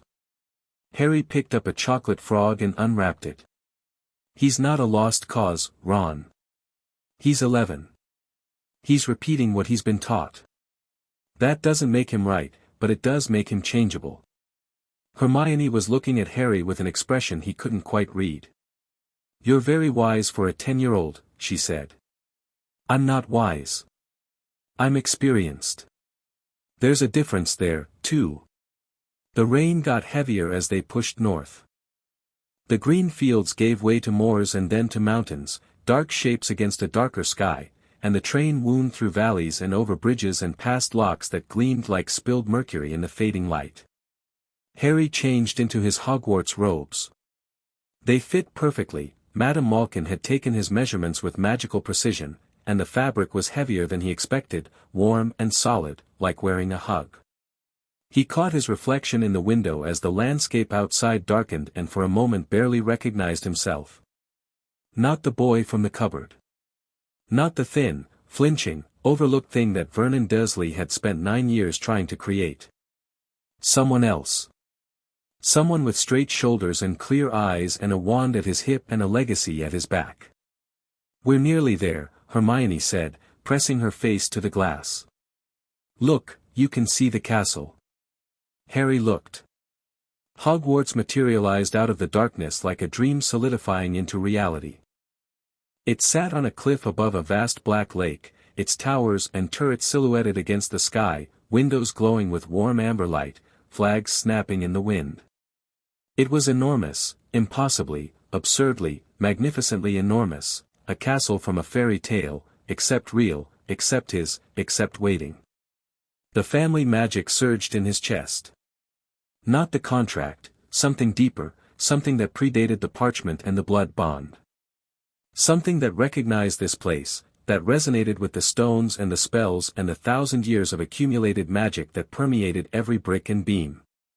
The Potters had come here for generations. His father had walked these halls. His mother had studied in these towers. Their magic was in the walls, and Harry's blood was their magic, and the connection sang through him like a plucked string. "Welcome home," he whispered, and he wasn't talking to himself. The train stopped.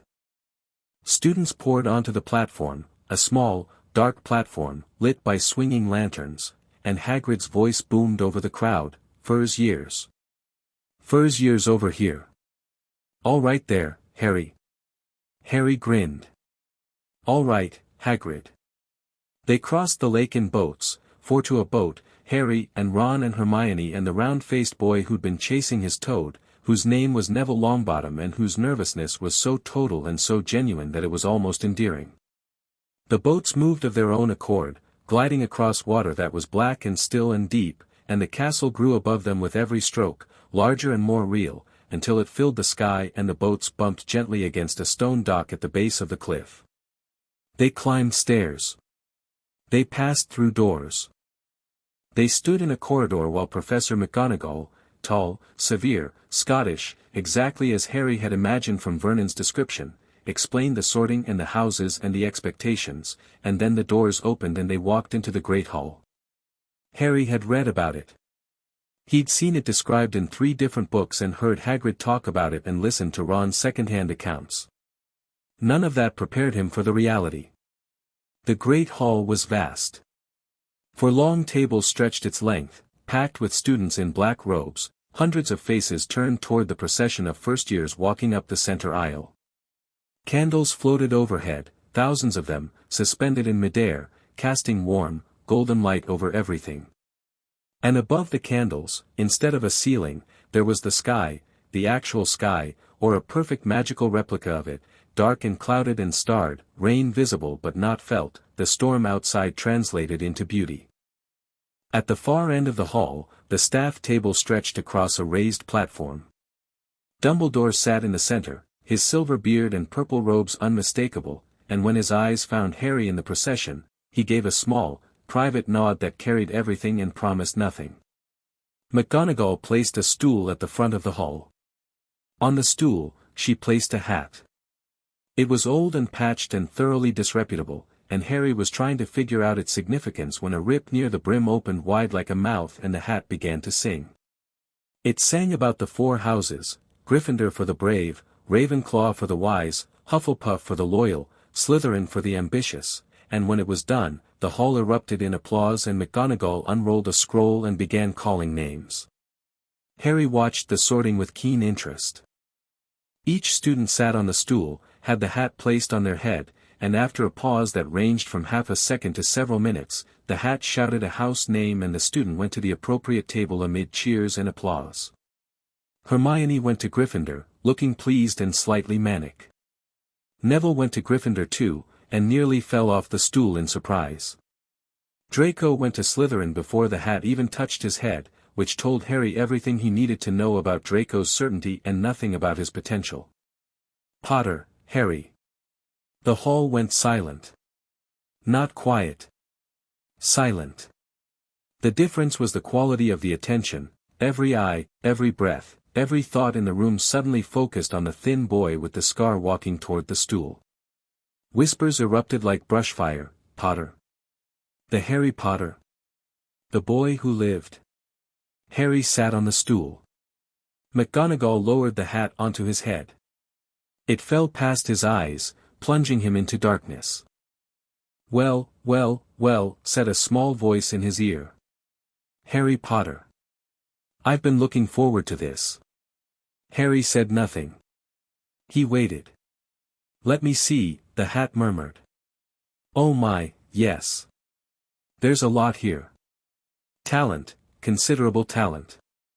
Intelligence, yes, and a hunger for knowledge, but not for its own sake, for use. You want to understand so you can act. That's not Ravenclaw, not quite. Loyalty, fierce loyalty, but earned, not given freely. That's not quite Hufflepuff either. Courage, oh, plenty of that. You'd walk into fire for the right reason. That's very Gryffindor. Harry listened. But there's something else. The Hat's voice changed, became more interested, more probing. The family magic. The contract. Oh, this is fascinating. You've awakened something old, Mr. Potter. The Potter bloodline is ancient and it runs deep, and you've opened a door that most of your ancestors never found. There's ambition here, not for power, but for mastery. For control. You want to never be helpless again. You want to stand on ground that no one can pull from under you. Yes, Harry said, because there was no point lying to something that was reading his mind. That could be Slytherin. The ambition, the resourcefulness, the willingness to use every tool at your disposal. Slytherin would make you formidable. Maybe. But Slytherin wouldn't make me happy. The Hat paused. Happy? I've spent 10 years being sorted into a place I didn't belong by people who didn't care what I wanted. I'm not doing it again. Not even for ambition. Gryffindor is where my parents went. It's where I want to be. Not because of tradition, because I choose it. The Hat was quiet for a long time. Long enough that the hall outside had begun to murmur, the silence curdling into whispers. Choice, the Hat said softly. The most powerful magic there is. Very well, Mr. Potter. I think you know yourself better than most adults I've sorted. Better be, Gryffindor. The last word was shouted to the hall and the Gryffindor table exploded. The cheer was deafening, a wall of sound that hit Harry like a physical force as he pulled the hat off and walked toward the table. People were standing, clapping, pounding the table, and the Weasley twins, Ron's older brothers, identical, ginger, and radiating chaotic energy, were chanting, "We got Potter. We got Potter," at the top of their lungs. Harry sat down next to Hermione. Ron joined them minutes later, looking green but triumphant, the Hat's shout of Gryffindor still ringing in the air. He collapsed onto the bench beside Harry and let out a breath that seemed to deflate him by 3 inches. Thought it'd never end, Ron muttered. The Hat kept going on about how there were a lot of us Weasleys and wasn't it getting boring. Harry laughed. It came out easy and natural and surprised him with its volume, and Hermione looked at him and smiled and Ron looked at him and grinned, and in that moment, sitting at a table in a castle in Scotland, surrounded by strangers who felt like the beginning of something, with the enchanted ceiling full of stars above him and the warm stone of Hogwarts beneath him and the magic of 1,000 years humming in his blood, Harry felt something he had never felt before. Not happiness exactly. Not safety. Something bigger and simpler and harder to name. Belonging. The feast appeared on the golden plates: roast beef, roast chicken, lamb chops, sausages, potatoes done 6 different ways, Yorkshire pudding, peas, carrots, gravy, and Harry ate with the fierce, uncomplicated appetite of someone who'd learned to love food not because he took it for granted but because he'd lived without it. Ron ate with similar enthusiasm but less emotional backstory. Hermione ate a sensible portion and returned to Hogwarts, a history. Through the feast, Harry watched the staff table. Dumbledore presided over the meal with benign grandeur, occasionally leaning over to speak with the tiny Professor Flitwick or the stern-faced Professor Sprout. McGonagall ate with precise, efficient bites, her eyes sweeping the hall with the practiced vigilance of someone who'd been managing hundreds of children for decades and had developed radar. And at the far end of the table, a man in black robes sat watching Harry with an intensity that made his scar prickle. The man was thin and sallow, with a hooked nose and dark, lank hair that hung around his face like curtains. His eyes were black, not dark brown, actually black, and they were fixed on Harry with an expression that was neither friendly nor hostile but something more complex, something that looked like recognition battling with resentment. "Who's that?" Harry asked, nodding toward the man. Ron followed his gaze. "Snape. Professor Snape. He teaches potions. Head of Slytherin. My brothers say he's awful, favors his own house, takes points from Gryffindor for breathing. Real piece of work." The name landed in Harry's memory with a dull thud. He'd read it somewhere. Where? Not in the textbooks. Not in Hogwarts, a history. Where, the family magic stirred. A pulse, warm but edged with something sharper. A name surfacing from the blood, from the ancestral memory that the contract had unlocked, rising like a bubble from deep water. Snape. Severus Snape. Your mother's friend. Before. Long before. Harry looked at the man in black. Snape met his gaze. For a moment, across the length of the great hall, they regarded each other. The son of the woman Snape had loved and the man who had loved her and lost her and never, ever recovered, and the air between them hummed with a history that Harry didn't fully understand yet but could feel pressing against his awareness like a hand against a window. Then Snape looked away. His face closed. The moment passed. Harry filed it. He filed everything, the names, the faces, the relationships, the undercurrents. He was in a new world and it had its own politics and its own dangers and its own hidden loyalties, and the boy who'd survived 9 years in a cupboard by watching and listening and learning the rules before anyone knew he was paying attention was not about to stop now. After the feast, Dumbledore stood and delivered a series of announcements. The Forbidden Forest was forbidden, magic was not to be used in the corridors, and the third-floor corridor on the right-hand side was out of bounds to anyone who did not wish to die a very painful death. This last was delivered with the cheerful casualness of someone announcing a change to the lunch menu, and the hall received it with a ripple of nervous laughter. Harry didn't laugh. The third floor. Vault 713. The package Hagrid had collected. The newspaper article about a break-in. The pieces were connecting, assembling themselves into a shape he couldn't quite see yet but could feel the edges of. The Gryffindor first years followed a prefect named Percy Weasley, another of Ron's brothers, this one tall and pompous and deeply impressed with his own badge, through corridors and up staircases that moved and past paintings that talked and through a portrait of a fat lady in a pink dress who demanded a password. Caput Draconis, Percy said, and the portrait swung open to reveal the Gryffindor common room. It was everything Harry had imagined and more. A round room, warm and golden, with squashy armchairs and a roaring fireplace and tapestries on the walls and windows that looked out over the grounds. It smelled like wood smoke and old books and the faint, indefinable scent of a place that had been loved by generations of children who'd grown up and gone into the world and left a little of themselves behind in the stones. Harry climbed the spiral staircase to the boys' dormitory. His trunk was already there, at the foot of a 4-poster bed with crimson hangings. Ron's bed was next to his. Neville's was across the room. Harry sat on the bed. The mattress was thick and soft, the sheets clean, the pillow plump. Hedwig was at the window. She'd flown up from the Ollery, apparently, and was waiting to be let in. Harry opened the window and she hopped onto the headboard, settling with a contented ruffle. Ron was already in bed, the curtains half drawn, his voice floating through the gap. "Night, Harry." "Night, Ron." The dormitory settled. Neville's curtains closed. The other boys, Dean Thomas and Seamus Finnegan, murmured briefly and then fell quiet. Rain tapped against the tower windows. The fire, wherever it was, crackled faintly through the stone. Harry lay in bed in Gryffindor Tower and looked up at the canopy above him and felt the castle breathe around him. He could feel it, the magic in the walls, the ancient enchantments layered like sediment, the living, breathing, aware intelligence of a building that had stood for 1,000 years and would stand for 1,000 more. He could feel the family magic resonating with it, vibrating at the same frequency, like two tuning forks struck in harmony. The contract pulsed in his trunk, warm and steady.